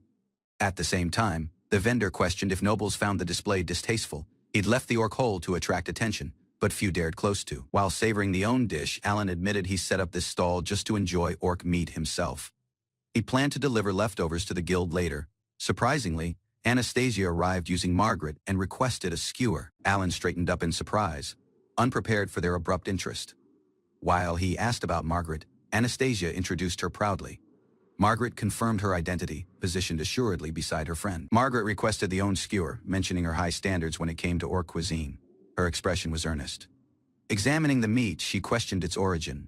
Alan confirmed it was out of Altmund, pleasing Margaret. who recognized it while her hometown's delicacy. Margaret required her first bite and was overwhelmed by the flavor. The texture was crisp yet tender, seasoned solely with salt, making each bite unforgettable. Anastasia questioned this source of the premium meat. Margaret admired the quality and affordability, noting how perfectly it had been prepared. Alan responded vaguely, hinting at one secret method of acquisition. Though he avoided specifics, he admitted to using the adventurer status to make it possible. Margaret assuredly evaluated this meat's traits. Its firmness and lack of odor confirmed its freshness and high grade. Watching her enthusiasm, bystanders grew interested. Her vivid credit and reaction drew more attention than this meat itself. While the enticing aroma formed, students started crowding the stall. Alan received rapid-fire orders, trying to keep up as demands soared. Using this crowd building, Margaret proposed they leave. Anastasia nodded in agreement, watching Alan get busier by the minute. Prior to departing, they exchanged grins. Alan thanked them earnestly, while Margaret teased him about how fun the encounter had been. Alan invited them back for this orc dismantling show. Margaret declined, but Anastasia, interested, entertained the idea briefly. Although the blast, Alan motionless wondered about Anastasia's group. He planned to visit them previously. The afternoon slowed down. Appreciates to the crowd taken by Anastasia and Margaret. Alan managed to sell out by morning. With the shop closed, he determined to explore the festival. His first halt was the exhibit hosted by Anastasia's group. Interested and with time to spare, he stepped within. Surprisingly, this room was empty. There was no receptionist, and the display stood unattended. He skimmed through the exhibition, which depicted a commoner's diet in the imperial city, an elaborate form labeled as typical meals. The descriptions painted an idealized sight: children fed well, meals rich using vegetables and meat. Alan quietly questioned its accuracy. Alan reviewed this remaining displays, noting the polished presentation of education and safety. While well-arranged, something about it felt disconnected out of reality. Close by, another exhibit trapped his attention, this one featuring embroidery. Intrigued, he stopped to explore it before returning. To the surprise, Margaret greeted him warmly at this entrance. She invited him within, revealing that this was her group's work. Within, he found Anastasia, dressed in traditional attire. Her abrupt presence trapped him off guard. Anastasia explained her circumstances. After being removed out of her initial group, Margaret had welcomed her in to showcase her embroidery. Although her disappointment encouraged Alan to explore this room, she redirected her attention toward broader thoughts of the country's future. Margaret proudly pointed out the piece. Alan, though unfamiliar using embroidery, admired this complexity of her floral patterns. He continued across this display. The delicate stitching on each garment reflected nobility and care, all of it beautifully done. She revealed another piece, Anastasia's. Its simple charm stood out, depicting one plate using fruit and dessert. Alan chuckled, admitting he got hungry just looking at it. This sight drew grins all around. Trapped off guard by this compliment, she lowered her gaze, cheeks flushed using emotion. A quiet icy escaped her lips. He quickly tried to rephrase his words, rattled by how strange they had sounded. She nodded, motionless, unsure how to react. Margaret reminded them it was almost time to head for this auditorium. One sense of closure settled over the group. Before departing from, she grew self-conscious about her chosen artwork. Ashamed, it revealed her sweet tooth. He thanked them and silently required his leave. Within this auditorium, the cultural festival's last results were about to be revealed. Anticipation filled the air. Crown Prince Karl Heinz and his group presented their award-winning exhibit. Their attention was this poor portrayed across interviews and staged visuals. While they accepted this award, the prince credited the idea to Amy, smiling for the crowd while expressing thanks. Alan remained motionless, his gaze fixed on a plate of untouched food. Intended to depict poverty, it had likely been discarded, lacking memory. Disappointment sank in. That speech, shallow and hollow, came out of this future king. Something was deeply wrong. But one crisis remained. This condemnation of Anastasia loomed. Winter was coming, and Alan had to process. Sitting alone, he recalled this initial plot in the game. Anastasia and her followers harassed the heroine, culminating in a forceful fall down the stairs. Things were unfolding too fast. This relationship between Karl and Anastasia had already dissolved, diverging out of the expected course. Although the timeline, Anastasia hadn't done anything yet. In the initial scenario, her deeds were scripted as unavoidable. If no harassment occurred, there would be no basis for the exile. That single event was this linchpin. He held on to hope. Lacking conflict, the engagement might simply end, and Anastasia might eventually seek her own happiness. Gossip formed quickly. Rumors accused Anastasia of stealing Amy's pen and setting it on fire out of jealousy. He froze. Had the event already started? Although all labor, fate seemed to be taking the initial script, confrontation erupted in this hallway. A crowd built while accusations were hurled, painting Amy as the innocent victim. Positioned firm, Anastasia denied this charges. She demanded proof, asserting neither she nor her allies ever acted maliciously. Although her defense, whispers intensified. Alan observed quietly, understanding just how deeply the narrative was sinking in. Leonardo reached out to halt her, but she pulled off coldly. While a duke's daughter, she reminded him of their status gap. Frustration rose. He barked accusations, demanding one guilty plea. She countered sharply, unwilling to bow to pressure. Abruptly, Alan stepped in. Quietly, he interrupted the sight and urged everyone to repay to class, diffusing the growing hostility. Before Anastasia might react, he excused himself. She observed him go, conflicted but thankful. Doubts lingered in Alan's mind. Had Amy orchestrated this incident? If so, the event's route toward condemnation might be unavoidable. Amy smirked, silently delighted. Everything was taking the game's script. Even Leo's reaction matched perfectly. Although knowing the status gap, celebration filled this grand hall. Crown Prince Karl-Heinz prepared to speak at the promotion and graduation ceremony. He accepted this honor using one smile, praising those who supported him.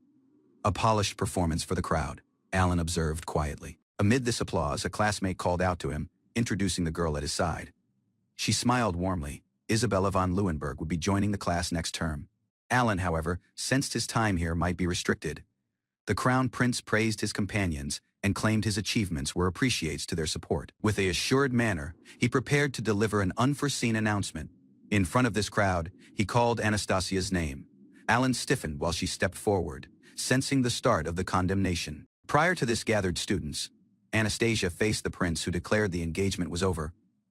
Anastasia remained composed. Quietly, she questioned whether this prince truly understood the responsibilities of nobility or the nation's future. At the same time, Amy looked puzzled while another student goaded her to express more outrage. The prince angrily insisted she was misunderstood. He then embraced Amy, praising the kindness and healing energizes while labeling Anastasia rotten. Others joined in, eager to see Anastasia condemned, but Anastasia stood tall, asking if this prince would bear the consequences. Her response was surprisingly calm, far out of the predicted breakdown. Out of this steps above, sharp words were hurled at Anastasia, mocking the family's pride. Observers whispered about her supposed arrogance. Laughter erupted while this prince insulted the heritage, branding her lineage as lowly farmers unfit for nobility. Accusations continued out of both this prince and Amy. While he insisted his insults were truthful, Anastasia quietly stated her objection not for herself, but for her family. Amy lashed out, labeling her deeds cowardly. In response, Anastasia proposed formal protest, masking her disappointment with composure. Choosing dignity, she turned off. Although protests, she kept command. The last question challenged her resolve and hinted at a deeper decision. Anastasia explained quietly that the gloves were not to be used for petty disputes. Her manner remained firm but composed. Mocking words echoed across this hall. The prince ridiculed the family's honor, claiming even her father failed in lifting her. His arrogance stirred whispers from close-by nobles. Anastasia considered whether a duel was what he truly wanted, quietly considering her next step. She walked forward using unwavering resolve, ignoring Amy's jeers. The silence held more power than any insult thrown at her. Eventually, she cast the glove toward Amy's feet. The hall fell silent while the challenge was unmistakably created. Amy grinned using glee, convinced that Anastasia's defeat was certain. She saw the glove fall and misread the circumstances while a win, rather than retaliating using emotion. Anastasia quietly questioned this insults thrown at her, unfazed by the provocation. Uncertainty formed while a duel was announced. Some students suspected Amy of orchestrating the setup. Tension filled the room. Using a assured smile, the prince stepped in to fight on Amy's behalf, declaring it his duty to defend her. Anastasia challenged this hypocrisy. Though he claimed to defend Amy, it was visible who had initiated the duel. Support for Amy surged, using several students volunteering to represent her. Pressure mounted while Anastasia was asked if anyone would fight for her. Laughter erupted when no one stepped forward until Alan raised his hand. His visible call echoed while he volunteered to stand by her side. Descending the stairs in disbelief, she rushed to confront him. The idea of Alan challenging royalty left the shaken. Desperation broke across the composure. She pleaded for him to reconsider, believing he shouldn't involve himself in such dangerous matters. Using confidence, Alan urged her to accept, overwhelmed. She paused, then started to speak. Prior to she might take back her words, someone shouted that she had accepted. Regret flickered across her face while Alan confirmed it.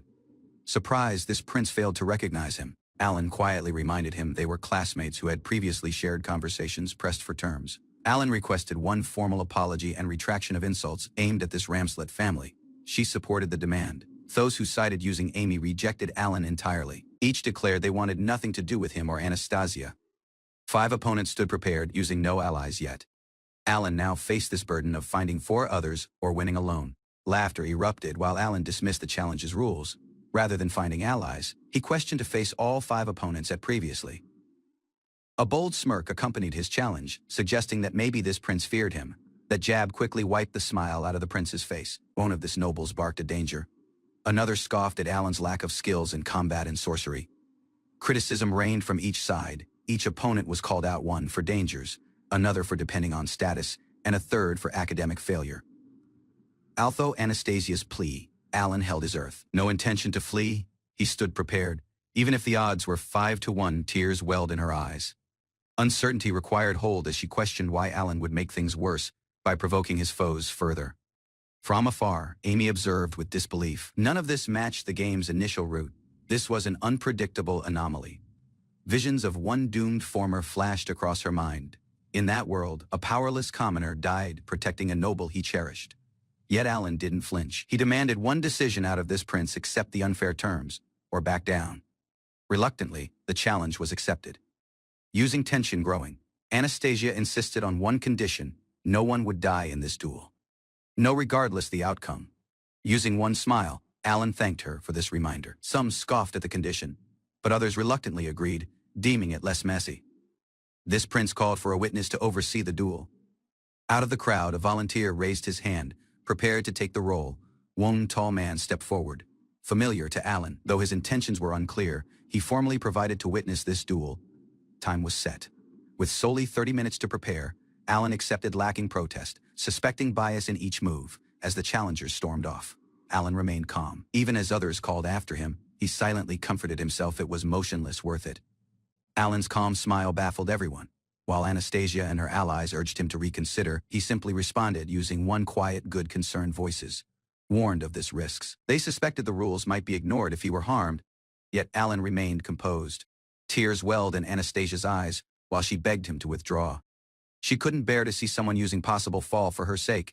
He deflected this worry using one smile. Rumors of a young adventurer reached the group and Alan revealed the truth.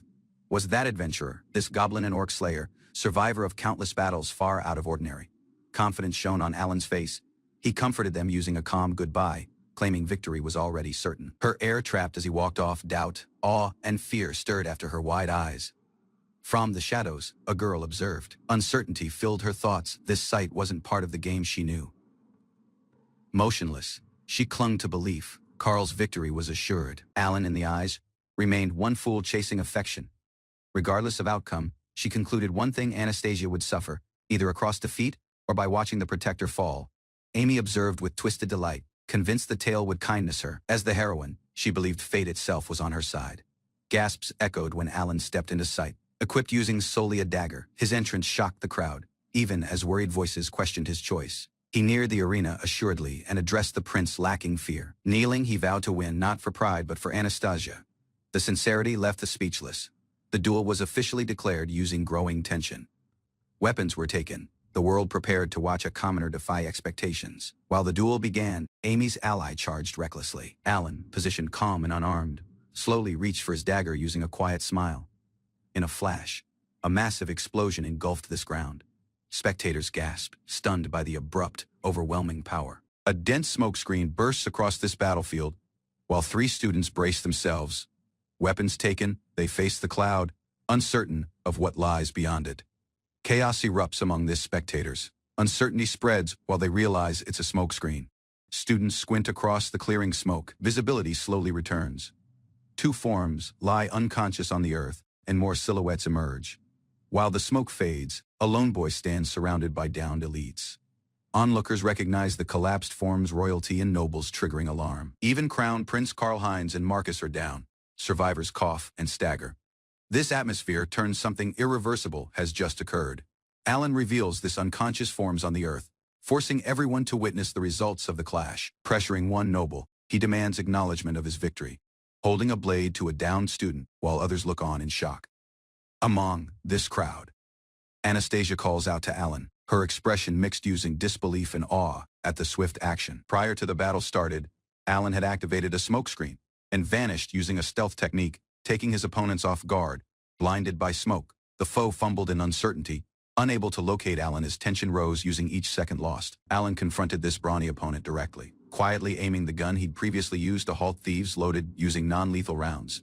This weapon wouldn't kill, but the impact was strong enough to cause grave damage. Sweat dripped from his face while he activated a second smokescreen, agony flaring across his form from the strain. Trapped off guard, Marcus the mage was enveloped in smoke, his panic growing using each uncertain second. While this mage paused, Alan moved swiftly across the haze, preparing for his next target, Leonardo. Urgent to regain visibility, the swordsman called for air to disperse the smoke. Relief crossed his face as the air began to visible. At the same time, Oscar, the elite archer, drew his bow amidst the coughing, hoping to terrain a clean shot.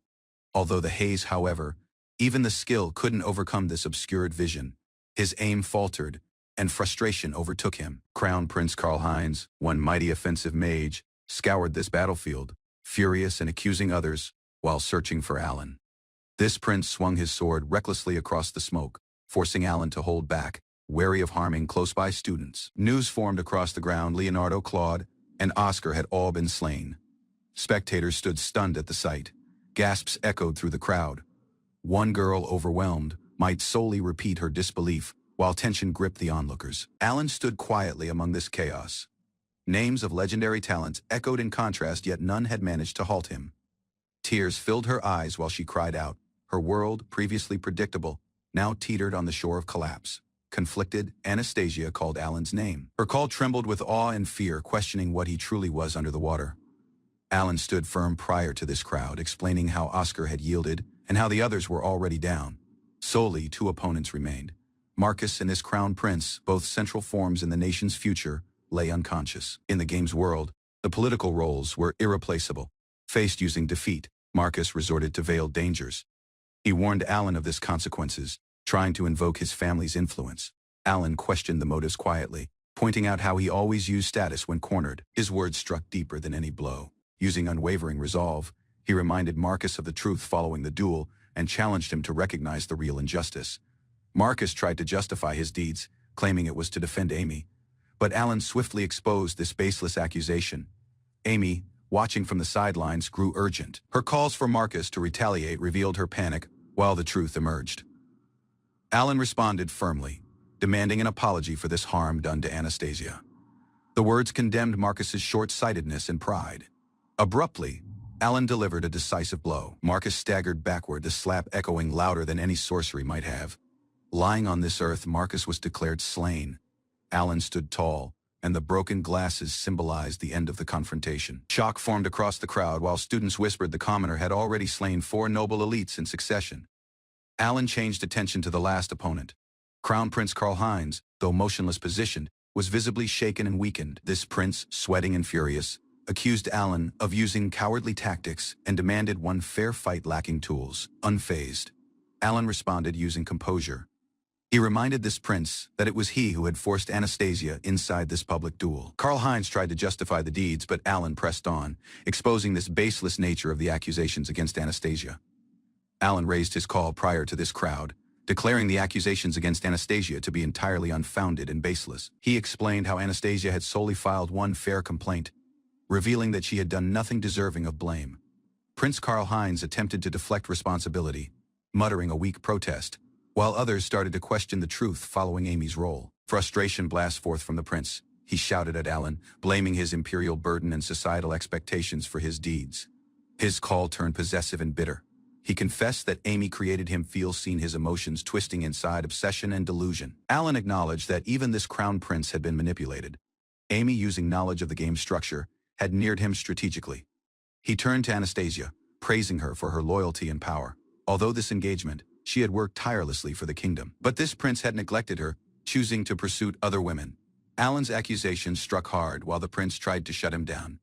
Defensive and emotional, this prince lashed out. He claimed royalty came using burdens, unlike the freedom commoners enjoyed. Amy retaliated, mocking Alan's ideals. She insisted if commoner life was so noble, they should both run off and live it. Alan described this harsh reality of the upbringing: dirty ditches, hard labor, stale food, and survival on only scraps. He stepped forward using conviction, shouting for this prince to halt acting entitled and face the truth of others' suffering.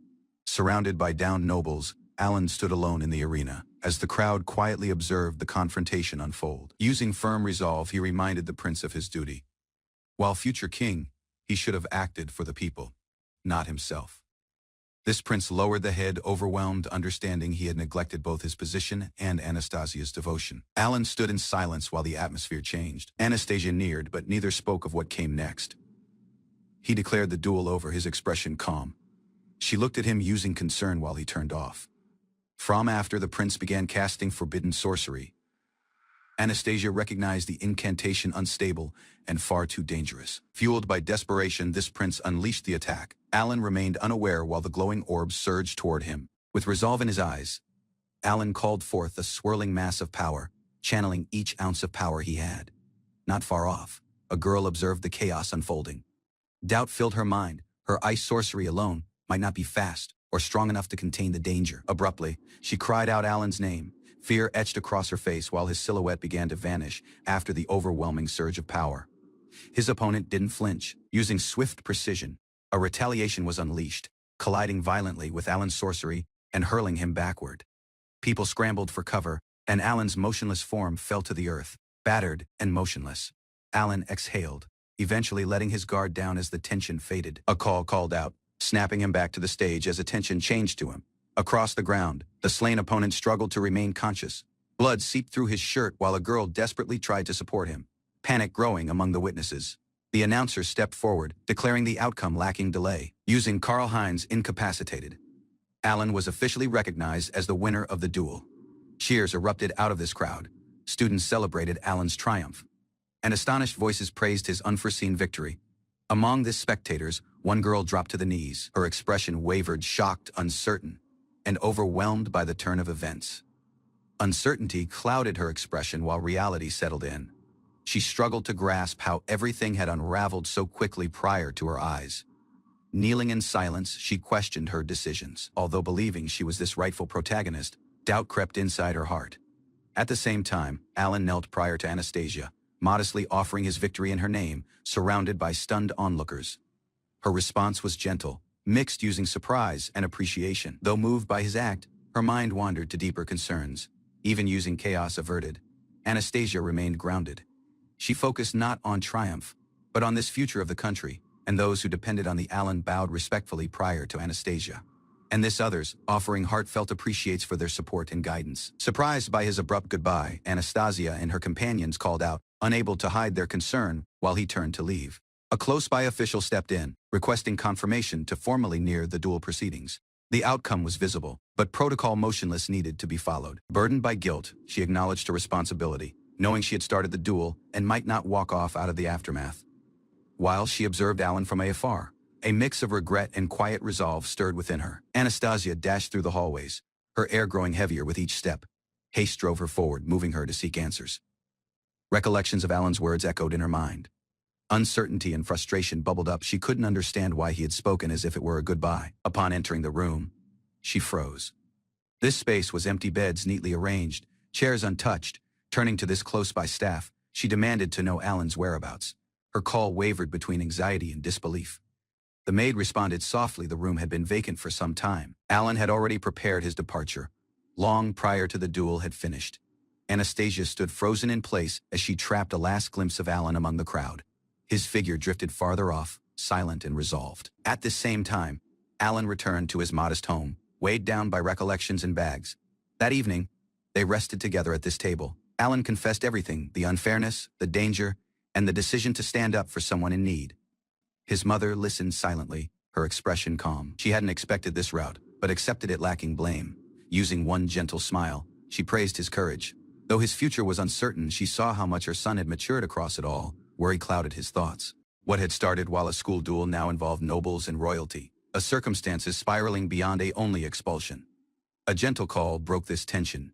She insisted he run if danger came, prioritizing his life over honor. Her concern cut across his guilt. Night settled in. This house grew quiet while he climbed to the loft, her words motionless, fresh in his mind. Sleep didn't come easily, doubts crept in. Might he defend her? Might he fix what had already gone so wrong?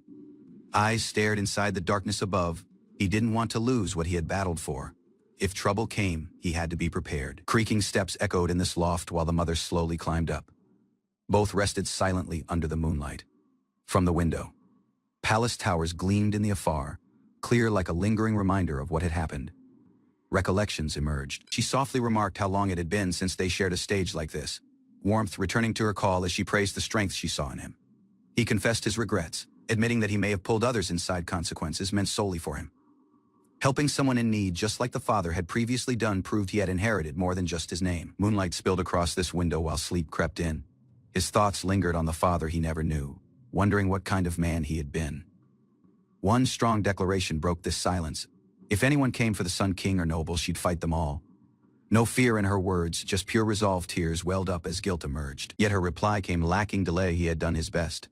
No shame in his deeds. With a sigh, she declared she'd sleep beside him, shifting somewhat.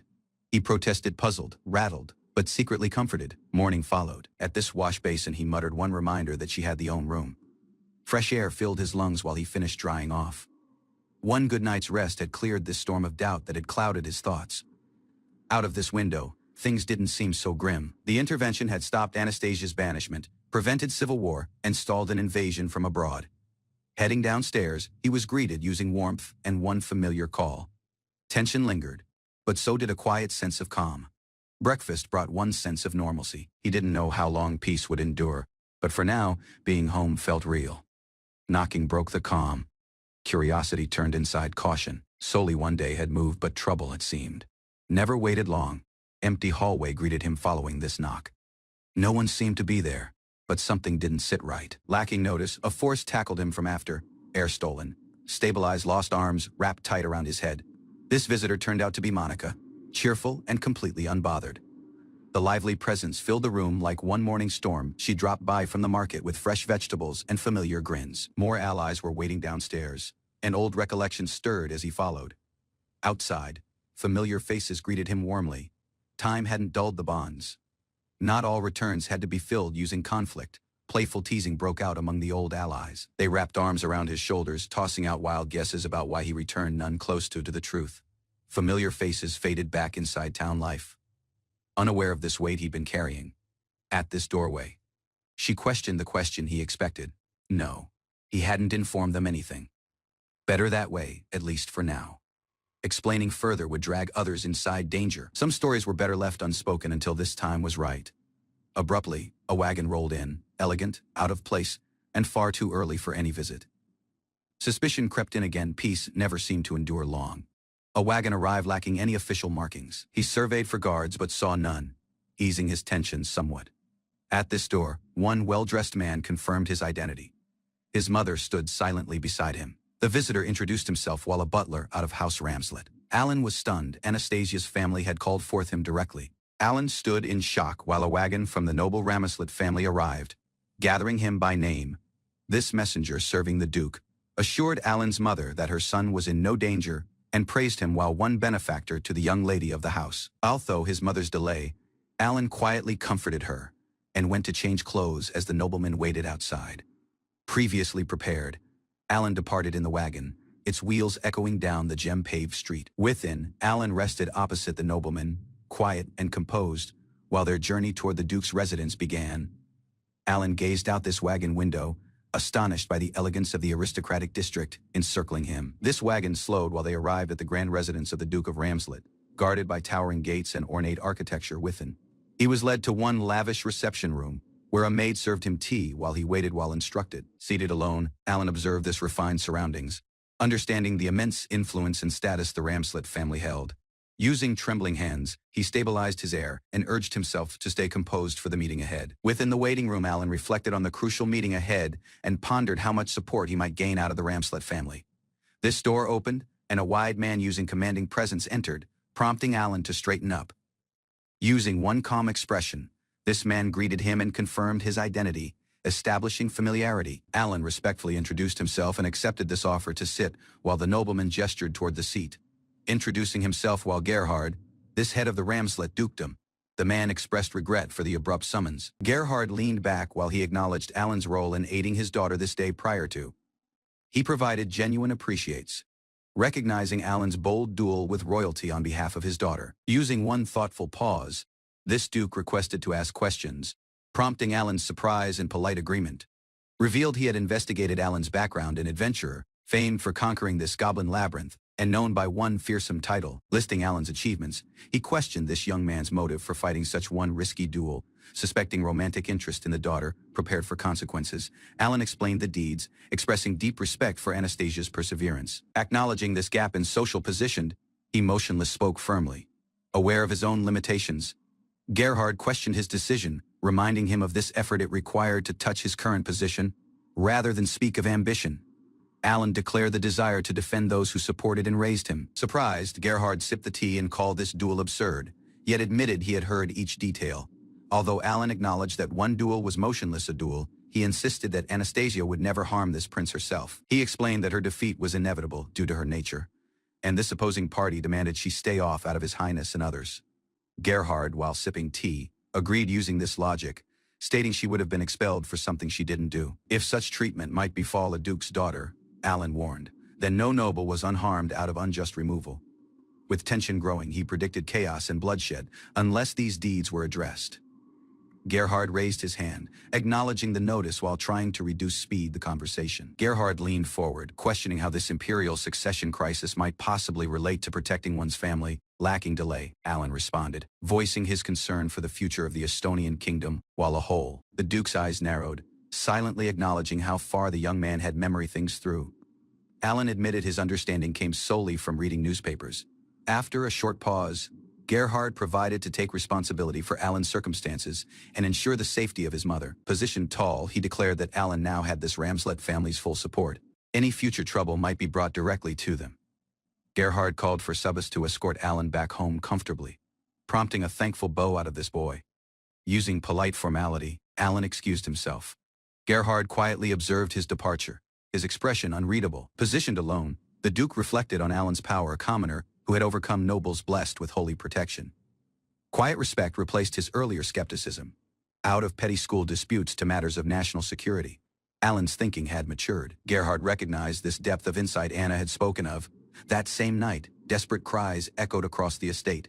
A young woman's call pleaded urgently for her father to listen, marking the beginning of another turning point. Trapped off guard by Anna's abrupt repay, questioned her unforeseen appearance as servants attended to him.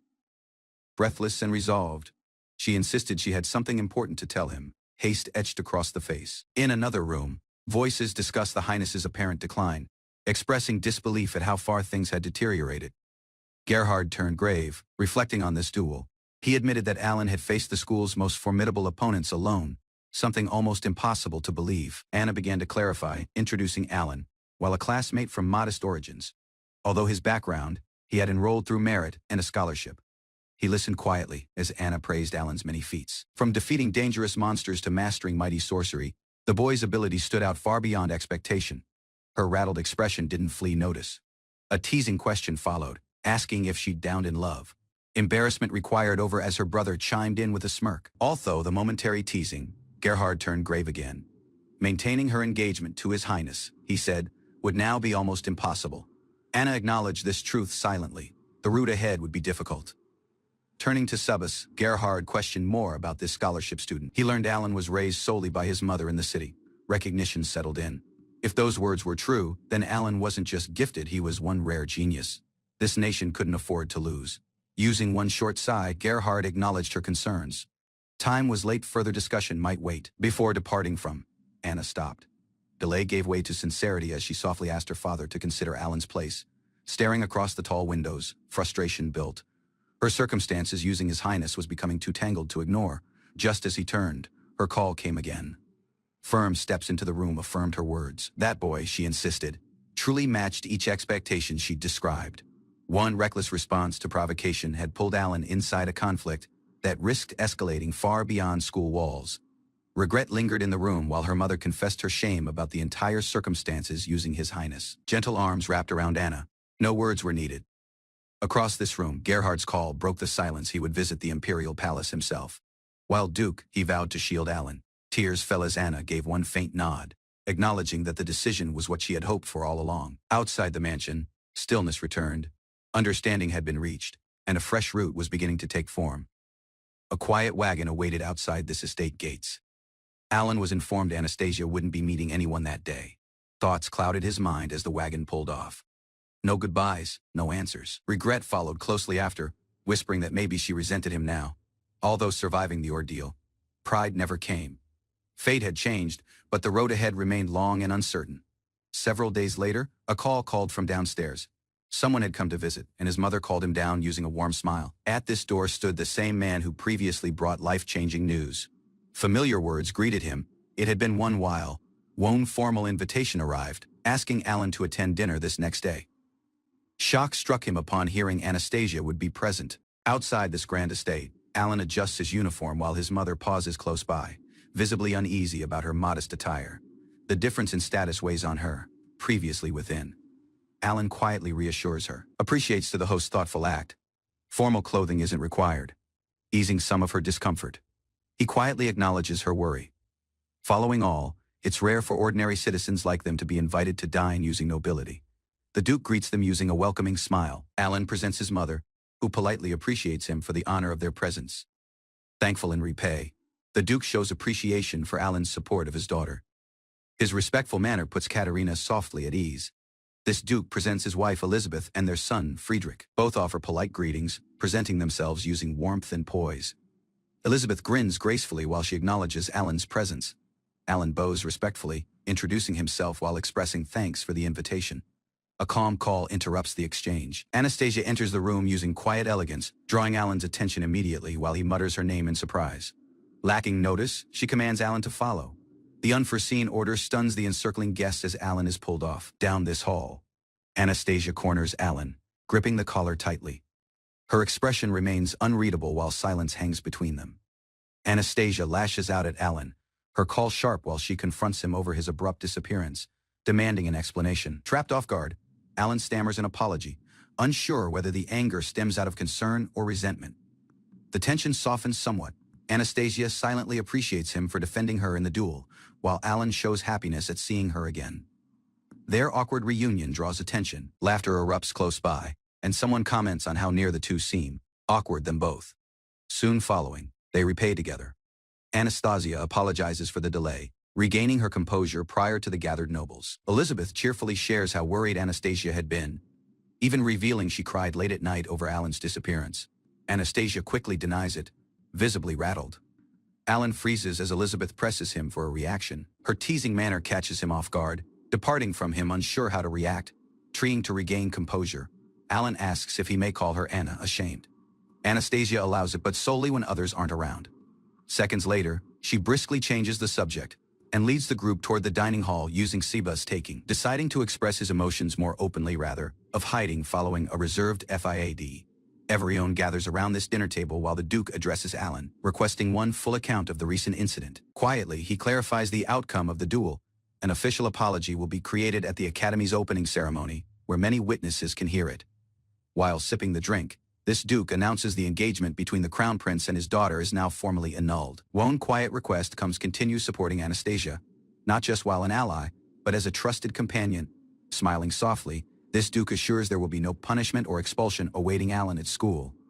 A generous offer is created: Alan may join their household following graduation or be introduced to valuable connections. The Duke presses him to enjoy school life first. Tears well up in Katerina's eyes. She shows genuine thanks for the kindness shown to her son. Comforted, she's softly encouraged by those around her. Thankful beyond words for the unforeseen warmth, Anastasia grins softly, pledging to rely on Alan again in the coming year. He responds using quiet enthusiasm. While dinner starts, laughter and conversation fill the room. A previously formal gathering now feels like a shared celebration. A quiet stage at the table brings Alan peace. He considers with pride on his labor, eventually feeling that everything was worth it. At the wagon, thanks is exchanged. The Duke assures Alan and his mother they are welcome anytime, parting using warmth. Prior to they can leave, Anastasia pulls Alan aside, asking for a private word. Elizabeth offers to guide Katerina across the yard in the meantime. Using confidence, Anastasia requests Alan's aid, exploring the newly discovered Altman labyrinth. Margaret will accompany her while well. Hearing this name shocks him. Recollections resurface, and the expression stiffens. Something dangerous may be hidden ahead. Anastasia questions the labyrinth's depth, motionless, officially unknown. Alan pauses, wondering if he should admit his former exploration before it was publicly discovered.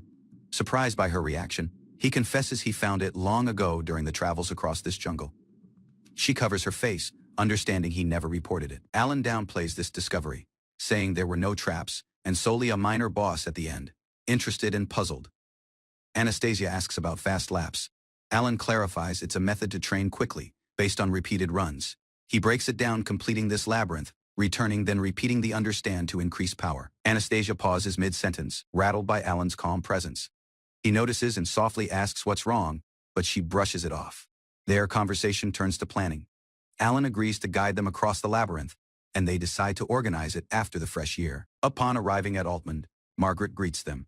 She shares that other adventurers may have already started exploring, but there is motionless one chance for them. Margaret praises Alan's power and even suggests scouting him. The confidence leaves him surprised. Playfully, she reassures Anastasia that she wouldn't dream of taking the precious knight. Rattled, Anastasia denies this implication. Alan casually admits he already collected this treasure out of the orc labyrinth. Though apologetic, he jokes about giving it all off, drawing a reaction. One group of adult adventurers questions the qualifications. They're surprised to learn Margaret chose a student while their guide. Skepticism continues until one mentions Alan's former feats conquering this goblin labyrinth and earning the title of Orc Slayer. Alan proposes a skill trial to determine roles. Assuredly, the men assure they'll defend Margaret, causing Alan to quietly question their capability. Together, this party enters the labyrinth. Alan instructs them to engage the orcs directly, prepared to assist if needed. Distrust hangs in this air. Alan senses the group's delay, understanding danger will follow if they refuse his commands mid-battle. One beast appears almost immediately. One of this knight's volunteers to lead the attack, but Alan stops him just in time. Lacking waiting, Alan steps forward himself. This others protest, unsure of what he's planning to do. Facing the foe directly, Alan readies to demonstrate his power, resolved to earn their trust through action. Using a modern firearm in hand, he startles everyone. While the creature charges, Alan readies his weapon, calm and focused. An enraged beast charges forward, baring its fangs and shaking this tunnel using its roar. Although warnings, Alan kneels and raises his weapon, ignoring the shouting after him. His attention remains locked on the nearing target. In a flash, he opens fire. This gunfire echoes across the corridor, and the beast collapses mid-charge. Stunned silence comes, lowering the weapon. Alan exhales quietly, shocked expressions surround him, questions pouring in about what they just witnessed. He clarifies the weapon is an arcane tool driven by air sorcery, designed to fire iron bullets. Respect begins to replace doubt. Alan quietly signals for this group to proceed. The others, now cooperative, nod using respect and slight nervousness. Credit for the technique spreads. One knight admits relief that Alan is an ally, while Alan proposes they work together to defend both Margaret and Anastasia. While another monster nears, one knight steps forward, eager to prove himself this time. With swift movements, Anastasia steps in, rather. Her exact strikes knock the beast back, stunning both the foe and her allies. Finishing the attack with grace, she jokes with Alan. He grins in respect, acknowledging her superior swordsmanship born from training and holy favor. Leadership turns into motion as positions are assigned. Alan takes point, Anastasia comes near after, while knights handle dangers from the rear. Victory arrives quickly. Orc bodies lie slain, including their king, priest, and mage. Disbelief spreads some wonder if knighthood motionless suits them. AA Act points everyone toward the next chamber. Transport resumes while Alan suggests they prepare to exit. Margaret chuckles, admitting their over-reliance on one person. Appreciation fills her call, although this imbalance. Discussion turns to treasures.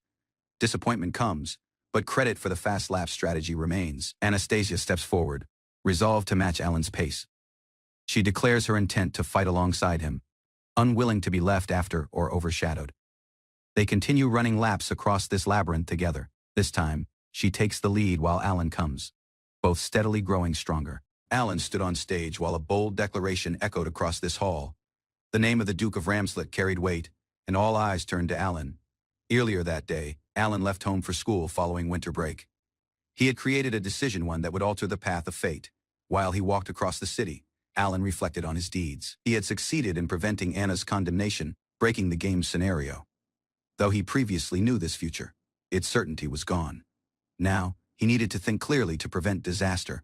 But using the scenario shattered, fresh risks loomed, and Alan questioned what awaited next. This Ramslet duchy, known while the kingdom's primary source of grain, previously stood as a crucial pillar, supporting the crown prince's authority. Political stabilize crumbled after the duel, moving southern nobles to potentially rally after the duke. Alan questioned his choice. Though he prevented one disaster, this nation's imbalance mirrored the chaos of the initial game scenario. Suspicion now turned toward Amy. The persistent ambition and cunning hinted at one fresh scheme, one possibly targeting Anna resolved to defend those he cared about. Alan walked forward. No, regardless how twisted the future became, he vowed to secure a happy ending. Alan exchanged polite greetings using Isabella and Margaret, who were cheerful to discover they shared one class with him and Anna this semester. Their kindness was warmly received. Using grins all around, they pledged to support each other while classmates going forward. Knowing Anna would benefit from positive companionship, Alan felt comforted, surrounded by allies. Her school life would likely rise. However, whispers of contempt emerged close by. Some students criticized Alan for his former deeds, labeling his duel dishonorable. What surprised Alan most wasn't their reaction, but this class placements.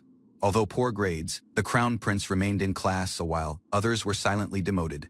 Alan noticed Claude's absence out of this class list. Though no official reason was given, it appeared Claude had silently dropped out.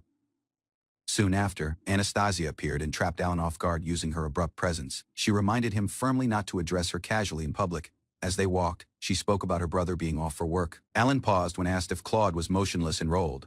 Anastasia clarified the circumstances. Claude's withdrawal was at the request of the Kingdom of Westerdale, lifting further questions. Leonardo's circumstances was worse. He had been disowned by the family, possibly due to the consequences of the duel. This Ramslet family had lodged one formal protest against the Duke's family.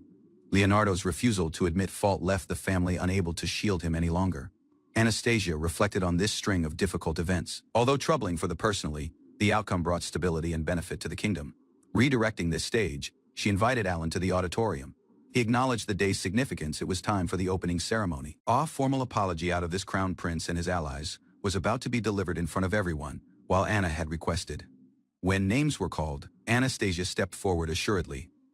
Alan, surprisingly called forth, followed her toward the podium, unsure of what awaited him next. Anastasia turned to Alan and reminded him of his role.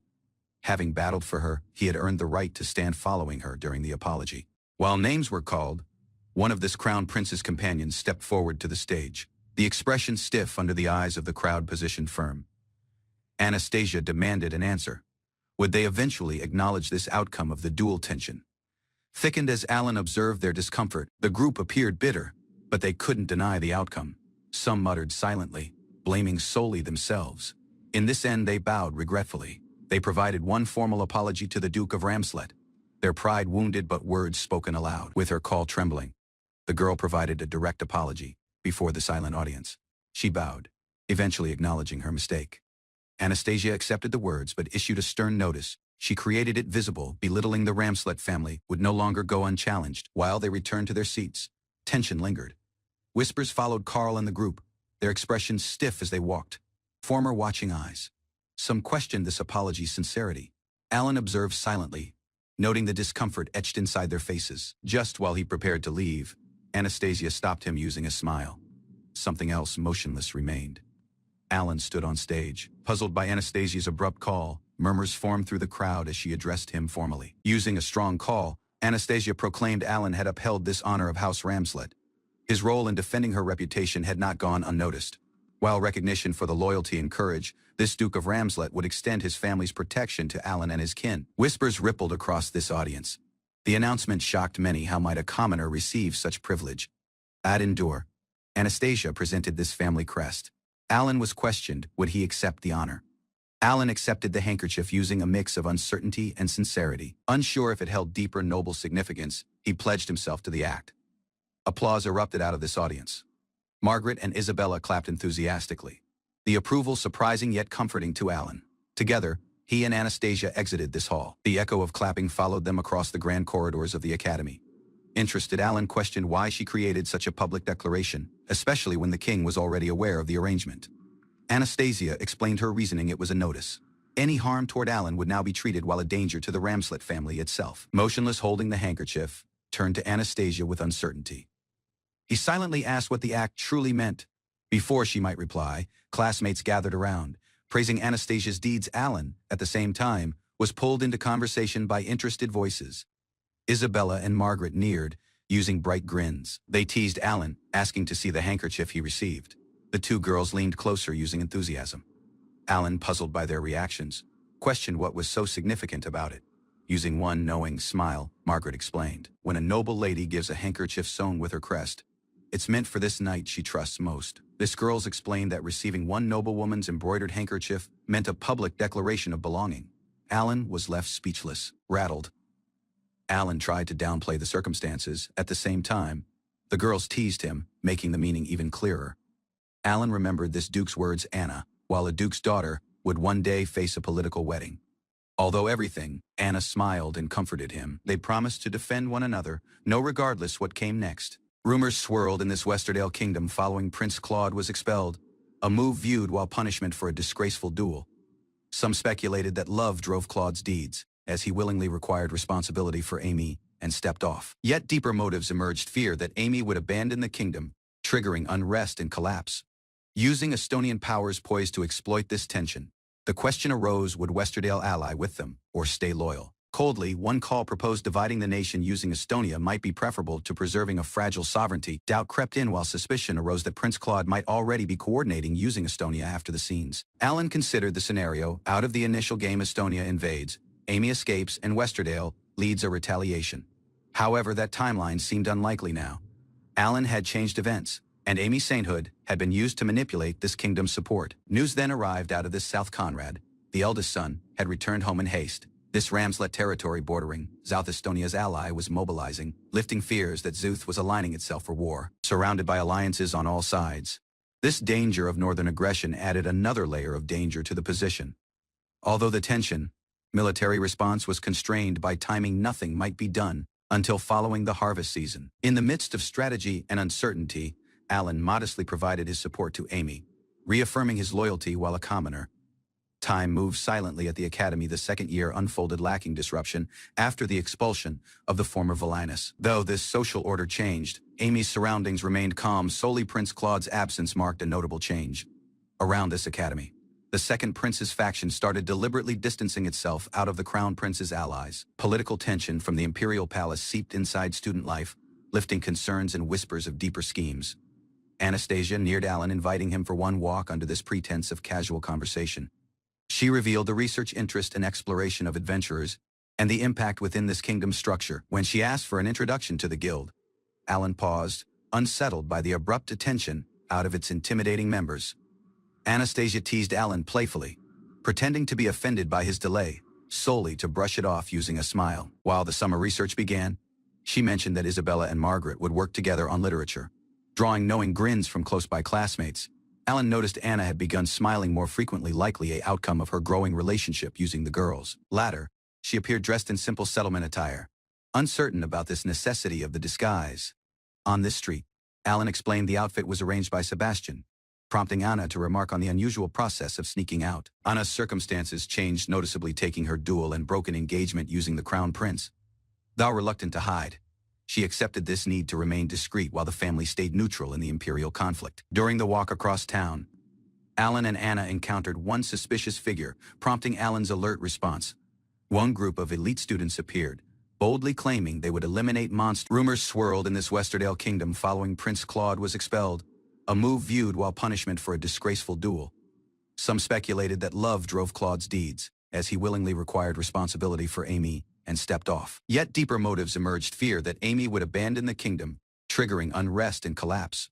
Using Estonian powers poised to exploit this tension, the question arose: would Westerdale ally with them, or stay loyal? Coldly, one call proposed dividing the nation using Estonia might be preferable to preserving a fragile sovereignty. Doubt crept in while suspicion arose that Prince Claude might already be coordinating using Estonia after the scenes. Alan considered the scenario: out of the initial game, Estonia invades, Amy escapes, and Westerdale leads a retaliation. However, that timeline seemed unlikely now. Alan had changed events, and Amy's sainthood had been used to manipulate this kingdom's support. News then arrived out of this South Conrad. The eldest son had returned home in haste. This Ramslet territory bordering South Estonia's ally was mobilizing, lifting fears that Zuth was aligning itself for war, surrounded by alliances on all sides. This danger of northern aggression added another layer of danger to the position. Although the tension, military response was constrained by timing, nothing might be done until following the harvest season. In the midst of strategy and uncertainty, Alan modestly provided his support to Amy, reaffirming his loyalty while a commoner. Time moved silently at the academy. The second year unfolded lacking disruption after the expulsion of the former Villainess. Though this social order changed, Amy's surroundings remained calm. Solely Prince Claude's absence marked a notable change. Around this academy, the second prince's faction started deliberately distancing itself out of the crown prince's allies. Political tension from the imperial palace seeped inside student life, lifting concerns and whispers of deeper schemes. Anastasia neared Alan, inviting him for one walk under this pretense of casual conversation. She revealed the research interest and exploration of adventurers and the impact within this kingdom's structure. When she asked for an introduction to the guild, Alan paused, unsettled by the abrupt attention out of its intimidating members. Anastasia teased Alan playfully, pretending to be offended by his delay, solely to brush it off using a smile. While the summer research began, she mentioned that Isabella and Margaret would work together on literature. Drawing knowing grins from close-by classmates, Alan noticed Anna had begun smiling more frequently, likely an outcome of her growing relationship using the girls. Later, she appeared dressed in simple settlement attire, uncertain about this necessity of the disguise. On this street, Alan explained the outfit was arranged by Sebastian, prompting Anna to remark on the unusual process of sneaking out. Anna's circumstances changed noticeably, taking her dual and broken engagement using the crown prince. Though reluctant to hide, she accepted this need to remain discreet while the family stayed neutral in the imperial conflict. During the walk across town, Alan and Anna encountered one suspicious figure, prompting Alan's alert response. One group of elite students appeared, boldly claiming they would eliminate monsters and requested directions to this settlement. However, this cloaked girl's quiet confession revealed an uncomfortable truth. There were no monsters, exposing one misunderstanding or something deeper. Tension erupted while this cloaked girl shouted the innocence, but Marx furiously accused her of lying to the future king. At this same time, Alan and Anna wandered the streets until abrupt gasp revealed someone had recognized them. An familiar girl confronted Anna, convinced she was interfering with her holy favor. Previously, Anastasia's call cut across the room while she demanded to know Alan's connection to the elf. Lacking delay, the elf revealed Alan's role in their settlement. To her, he wasn't just a stranger. He was someone who had previously saved them. She explained how Alan had defended the people out of malevolent spirits. Tension rose while playful accusations filled the air. Anastasia questioned the elf's influence, while Alan, clearly overwhelmed, tried to deflect the teasing using clear frustration. With a assured smile, the elf changed the mood. She leaned forward, inviting them to attend the settlement's upcoming summer festival, ending the discussion on a lighter note. Alan questioned how Cheryl managed to enter this town unnoticed. Though willing to attend the festival, he seemed uneasy about the presence. Using a casual act, Cheryl claimed she simply walked through the gate, treating the circumstances as if it were nothing unusual. Concerned, Alan warned her of the risk. Exposure might lead to the elven settlement's secret being revealed, a danger neither of them might ignore. Cheryl, puzzled by the haste, asked if people truly posed that kind of danger. Alan clarified the real danger wasn't just hostility, but discovery. Although she brushed it off with a smile, Alan remained grave. Her luck wouldn't endure forever, and one mistake might compromise everything. Prior to departing, Alan paused and asked whether Anastasia might accompany them. She remained quiet, processing the request. He proposed using this noble's gate, reasoning that the presence would prevent suspicion. The scheme hinged on her consent. To Alan, it was the safest course out of town. However, the idea of a human entering the elven settlement sparked immediate resistance. Cheryl, thoughtful yet entertained, proposed an alternative. They might pretend Anastasia was Alan's fiancée. Rattled but compliant, Anastasia agreed. If that was this condition, she would play the role, however awkward it felt. Alan apologized, worried this scheme might trouble Anastasia. But she stood firm, seeing it while a valuable chance to understand elven life firsthand. Lacking delay, she excused herself to prepare, asking logistical questions along the way. Her abrupt enthusiasm left Alan somewhat bewildered. An hour later, the group gathered beside a smooth aircraft. Cheryl beamed, using pride as she introduced it as Alan's soaring ship. Astonished, Anastasia questioned if it truly soared. This elf assured her that it would, empowered by the Holy Wind's favor. Using goggles in hand, Cheryl awaited guidance. Alan paused, trapped off guard by her readiness. Perched alone on this rear of the aircraft, Cheryl shouted, puzzled why no one else had joined her. Alan quietly explained that others would sit up front.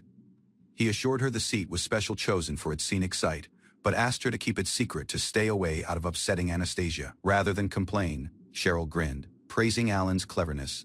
This others remained unsure of what he had whispered.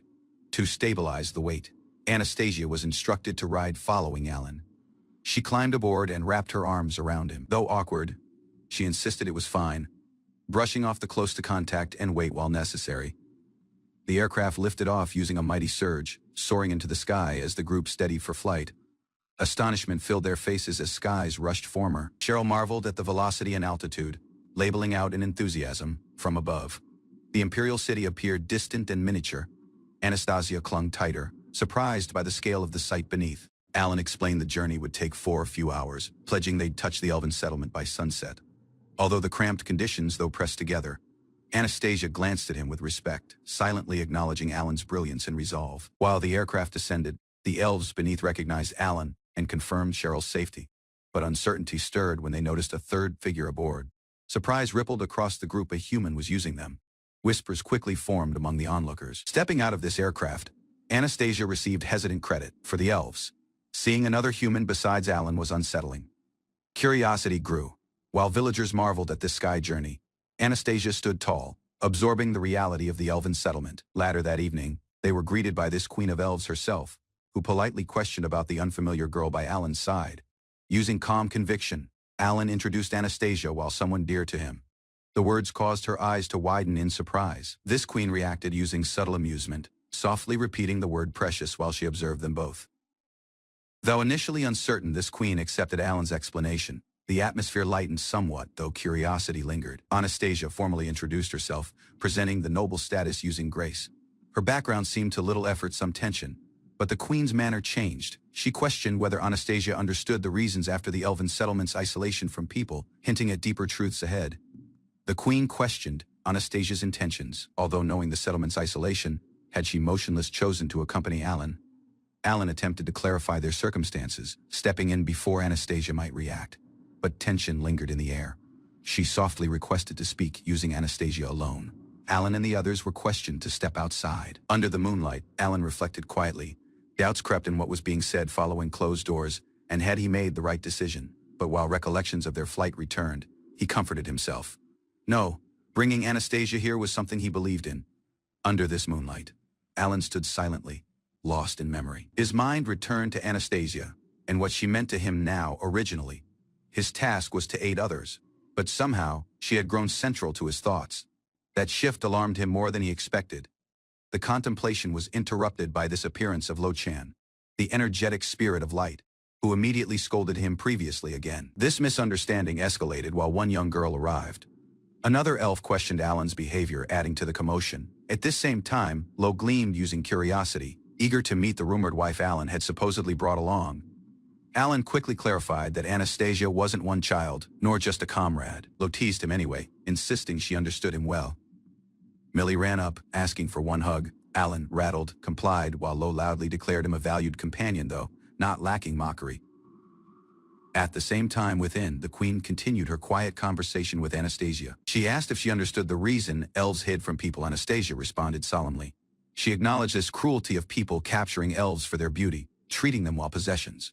This queen warned the exposure would bring danger. Alan might be targeted just for knowing them. This queen quietly warned Anastasia that her choice to come placed not solely Alan, but her own family in danger. Although knowing the risks, Anastasia had come. Her heart paused as recollections of Alan stirred emotions she couldn't ignore. Overwhelmed, she struggled to call this truth. Her feelings, though real, felt like one forbidden burden. Kneeling prior to the settlement elder, Anastasia paused before speaking.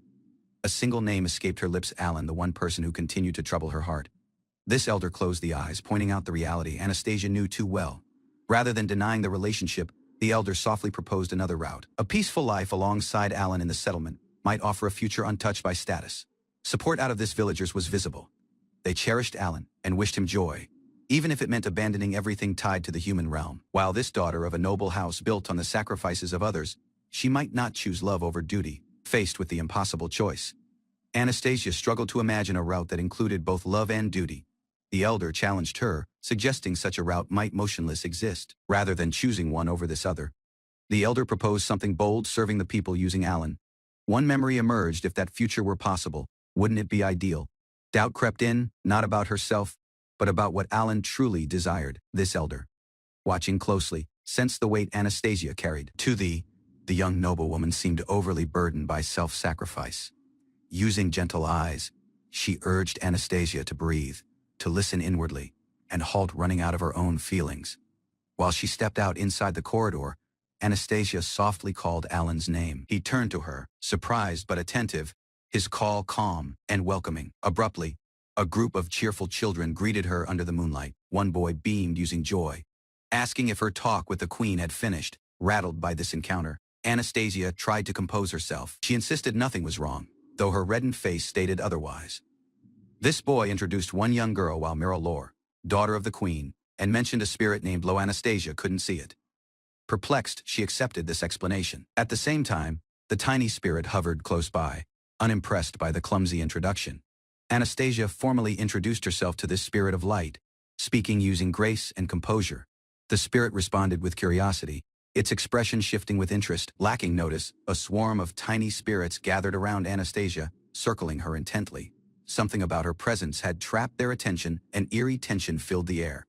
Suspicion arose when this queen's daughter questioned Alan about Anastasia's identity. The noble lineage was unmistakable. Revealing her connection, the child quietly explained she had previously taught sorcery to Anastasia's mother, back when she was just a girl. At the same time, Alan grew uneasy while he realized Anastasia couldn't hear the spirit's call. Lore extended her arms, quietly requesting a hug.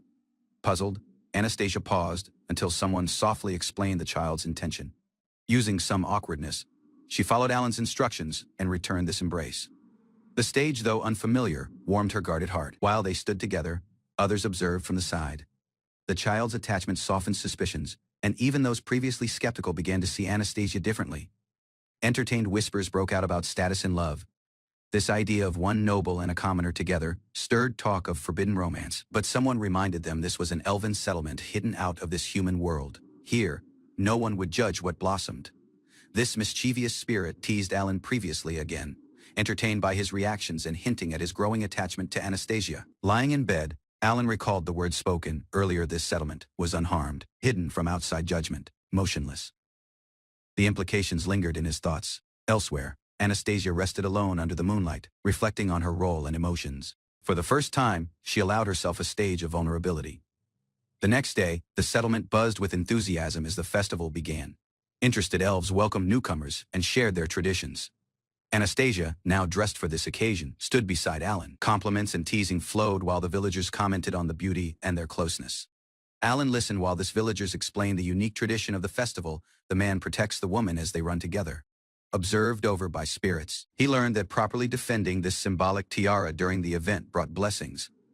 The meaning felt ambiguous, yet somehow significant. Anastasia appeared now dressed in ceremonial robes. Though puzzled by these details, she sensed the activity involved partnership, something not easily dismissed. Neither completely understanding the rules, they agreed to join. Following all, they were already part of the settlement's rhythm together. They followed this others deeper inside the heart of the celebration, interested and uncertain. Yet walking side by side, romance bloomed around the festival grounds as couples shared gentle seconds. Alan and Anastasia, positioned stiffly among them, might solely watch in silence. Feeling this pressure of the crowd, they nervously agreed to skip the affectionate traditions. The awkwardness was mutual and obvious. As music filled the air, the two were taken into the center of the gathering. A host invited everyone to join the circle lacking delay. Uncertain, they observed this dancing but chose to follow along. Alan couldn't offer answers, solely one shrug and patience. Instructions eventually arrived. Don't let this tiara get dirty and just run. The real game was about to begin. Using the beat of drums growing, the elf villagers rallied, shouting in enthusiasm. The challenge was about to begin in full force. Alan and Anastasia seemed around nervously while the villagers advanced, baskets in hand and expressions oddly grave. Just as uncertainty peaked, acceleration sorcery sent the participants forward. One elf smiled and simply wished them luck. Alan grabbed Anastasia's hand and ran. The objective was now visible: defend the tiara, stay away from getting hit, and survive the onslaught of soaring fruit. 1 second later, Alan required a direct hit to this face. The trial had officially begun. Although the stinging fruit assault, Alan urged Anastasia to defend the tiara. He comforted her with a bleeding smile. It didn't hurt much. Abrupt blast of surface sorcery crashed into them. Alan shielded Anastasia, bewildered by the magical escalation. One villager grinned and shouted this rule anything goes, while long as it's harmless. Chaos was fair play. Using Anastasia wounded, Alan pulled her near and unleashed a smokescreen, buying them precious seconds, lifting her in his arms. Alan created this call. There was no time to pause, they had to keep running. Alan eventually stopped under cover, setting Anastasia down softly. Rattled, he apologized while she asked to be released, soaked but motionless, holding the tiara. Anastasia was thankful it remained intact. Silently, she wondered if she had been too heavy. Alan quickly dismissed the concern, claiming he might carry her for a few hours. The comment echoed around them, drawing teasing laughter from close-by villagers. Even this tiny spirits were moved, reenacting dramatic declarations of love and support, the playful exaggerations echoing across the air. But the break finished quickly. Guided by a villager, Anastasia required Alan's hand and pulled him back inside the race. Alan used air sorcery to shield them out of incoming fruit.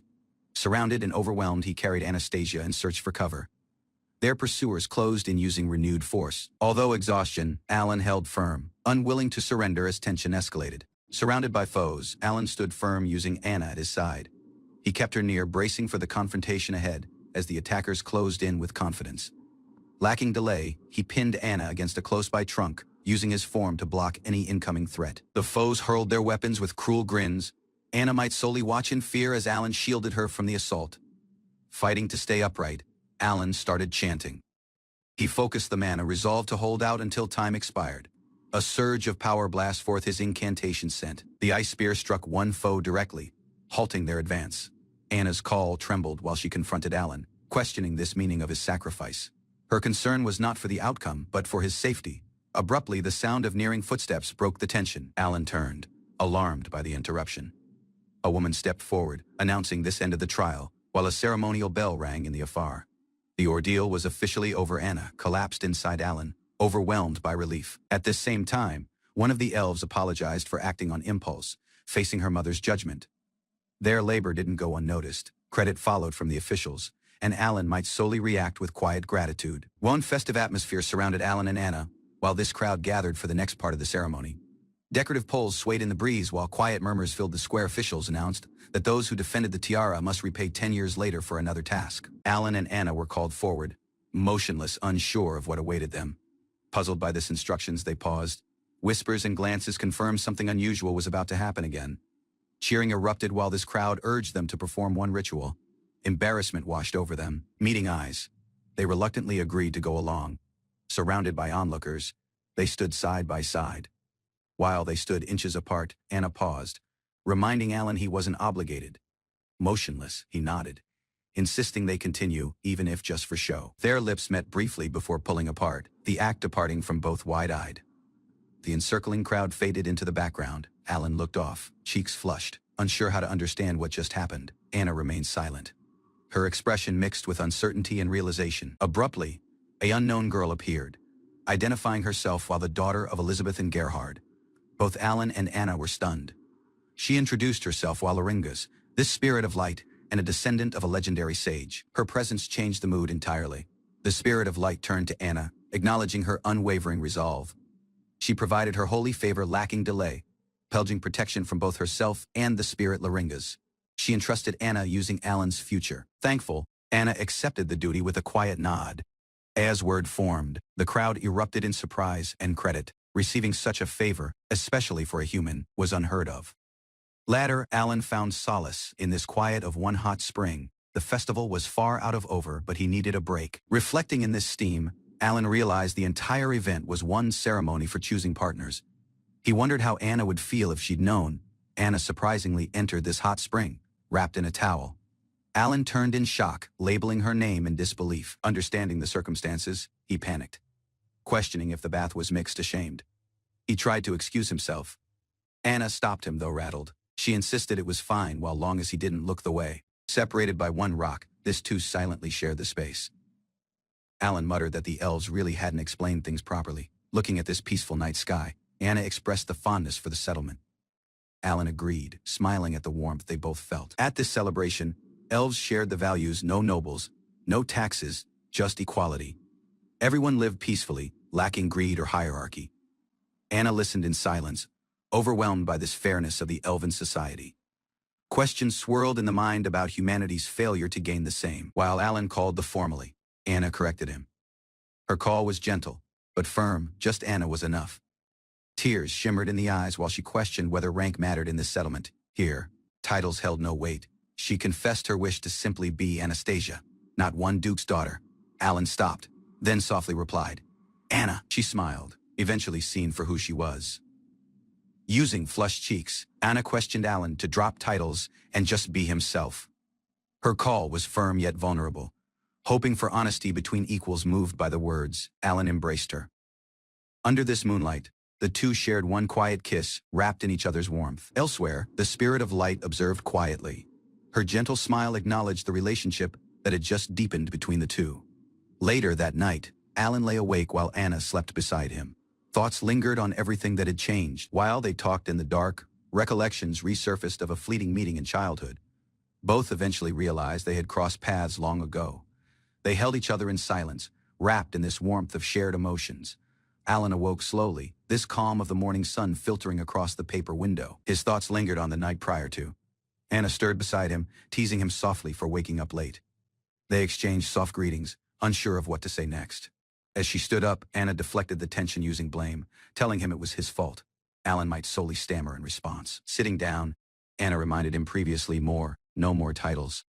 Just Anna. Alan nodded, understanding the completely now, before departing out of the settlement. Alan stopped Anna. He had one more place he wanted her to see. They arrived at a quiet water on this outskirts, hand in hand. The calm surface reflected the peace they both felt. Anna smiled and pointed to this many spirits dancing above the water. Alan called her name, pausing, trying to apologize for this night. Prior to, he stumbled over the words. Anna stopped him firmly, unwilling to let awkwardness ruin what they had. Looking out over the water, Alan made a promise. Someday, he would earn the Duke's recognition, no regardless how long it required. With conviction in his call, Alan promised to gain something worthy so he might stand before Anna proudly. No regardless what. He vowed to defend her. Though unsure of this timing, he pulled out one ring, admitting it was out of order. He questioned her to marry him. Anna's eyes welled up using emotion, and with a radiant smile, she stated yes, surrounded by glowing spirits. The two embraced. A fresh chapter silently started. Later that day, they prepared to depart. Anna wore one fairy's ornament, a token of truth. The hearts were prepared for what lay ahead. Alan and Anna flew toward the imperial city, knowing it would be the endure time they might forget their roles. Though reluctant, they accepted it was time to repay. Upon arrival, Alan was called forth. A stern man confronted him, asking if he understood why he had been called. This atmosphere changed. Calm was replaced by tension. Alan aimed his rifle at the swarm of bats descending upon them, firing a burst of magic light that tore through the darkness. Anastasia stood ready, her own attack having already exploded. The Duke of Ramslet praised his daughter's work, suggesting they pause for a short rest. Anna insisted she wasn't tired yet, but agreed to stop. The Duke reminded her that the boss still waited ahead, urging her to conserve her strength. Anna drank the water offered to her, sighing with relief as Alan watched nearby. 4 days earlier, the Duke had confronted Alan, demanding to know why his daughter wore a ring on her left ring finger, a gesture reserved for something far more significant than a simple gift. Alan explained he had given the ring to Anastasia himself. The Duke's fury exploded, accusing him of overstepping his place. The Duke raged further, insisting no commoner should give such a token to the daughter of Ramslet, warning that it could tarnish his family's honor if discovered. Alan revealed the ring was no ordinary trinket, prompting the Duke's shock as he listened to what it truly represented. It was a substitution ring, capable of saving its wearer once from death by taking their place in that fatal moment. Anastasia and her attendant recognizing it as a legendary magic tool coveted by nobles and royals fearful of assassination, one that could even earn its bearer a title from the king. Anna admired the ring on her hand, wondering if she should remove it for safekeeping, but Alan reminded her that doing so would defeat its purpose entirely. The Duke questioned where such a rare item had come from, and Alan explained he had retrieved it himself from the perilous Wind Mountain dungeon. Alan offered further proof, presenting the Blizzard Phoenix's magic stone along with its tail and wing feathers as evidence of his claim. Alan explained his goal was to earn enough military honors for a title, and eventually gain the right to remain by Anastasia's side. The Duke's expression twisted before he gave a reluctant deadline, 3 years to prove himself worthy. The Duke warned Alan never to overstep his bounds with his daughter, vowing to send him to the most brutal battlefield imaginable. Back in the present, Alan checked his rifle, noting his lack of sword talent compared to Anna's magical skill. Anna promised to protect him whenever a blade was needed, since her swordsmanship remained her only reliable strength. Standing before the Blizzard Phoenix's chamber, Anna prepared to shatter its wings while Alan guarded her flank, determined to prove himself as her witness. Alan charged forward alone into the first battle. The Blizzard Phoenix spread its massive wings as Alan urged Anna to raise her shield, promising the fight would end soon. Alan fired another precise shot, tearing through the Blizzard Phoenix's wing as Anastasia watched the creature falter under the combined assault. The Phoenix collapsed in the distance, its struggle ending abruptly. Anna asked in disbelief if the fight was truly finished, and Alan confirmed it was over. Standing over the fallen Phoenix, Alan noted how much larger it looked up close, and the two agreed to collect its tail feathers, wing feathers, and magic stone. Alan handed Anna the heavy magic stone, offering to take the meat instead, since he had no need for the leftover bones and usually discarded them. Anna hesitated, but Alan insisted they had defeated the Phoenix together, so she deserved to keep the stone as proof of her growing strength within the labyrinth. They agreed to rest before heading back for a second round, since Anna's participation would bring further honor to her family's long record of exploring the dungeon. Back at a treasure chest they had passed earlier, Alan was surprised to find it already opened, prompting Anna to ask what had been inside. Inside sat a sword marked as the dungeon's true treasure, along with a magic bag that Alan quickly recognized as useful, despite never having seen one before. Anna identified the blade as the legendary Sky Knight sword, stunned that such a treasure had been sitting there for them to claim. Alan offered the sword to Anna without hesitation, and she asked if he was truly being serious about giving away something so valuable. Anna pointed out that it was a national treasure, but Alan explained it as a belated birthday gift, since her position and status had kept them from celebrating together the year before. He wanted to give her something meaningful for accepting his proposal, calling it his very first birthday present to someone who had chosen to stand beside him. Anna thanked him quietly, promising she would return the sword to him again on his own next birthday. Later, back at the dungeon's core, Anna asked if there were truly no monsters nearby, and Alan confirmed they were completely alone. She pressed further, making certain no one else was around before the two shared a quiet, private moment together. After completing several laps of the Wind Mountain dungeon and finishing Anna's level up, Alan reported their progress to the Duke, presenting the spoils from their battles. The Duke accepted the ducal family's official registration of the quest, warning Alan once again never to lay a hand on his daughter. Alan admitted to himself that guilt lingered, since no one yet knew how far he and Anna had truly gone, especially with only 2 days left of summer vacation. As they flew toward the Valley of the Flying Dragons, Alan planned to introduce Anna to Melissa and Jerome, confirming their safety along the way. Anna asked why his tone had changed, and Alan admitted the valley was known for wyverns, making her wonder if it was truly safe to visit. Anna pointed out that Alan's way of speaking felt different from other noble ladies, and Alan wondered if his tone sounded arrogant or unpleasant to her. Anna teased him further, calling him Alan Sama, and asking if he preferred that, noting that men usually preferred women who spoke more politely. Startled by her sudden question, Alan lost his balance and yelped, apologizing quickly for being caught off guard as their wyvern dipped through the sky. Alan reassured her that whichever way she spoke was fine, since he simply wanted a relaxed, natural relationship between them, rather than forced formality. Anna admitted she had once been engaged to the prince, joking that she would save her polite tone for when it truly mattered. She reflected on how strange it was that a former apprentice, like herself, had ended up training as a knight alongside His Highness, improving her swordsmanship along the way. Over time she grew used to commanding knights and maids on the prince's behalf, slipping naturally into speaking like a superior, before she even realized it. Her mother had once teased that such habits would fade once she became a wife, prompting Alan to ask if marrying him would truly change things. As their wyverns soared onward together,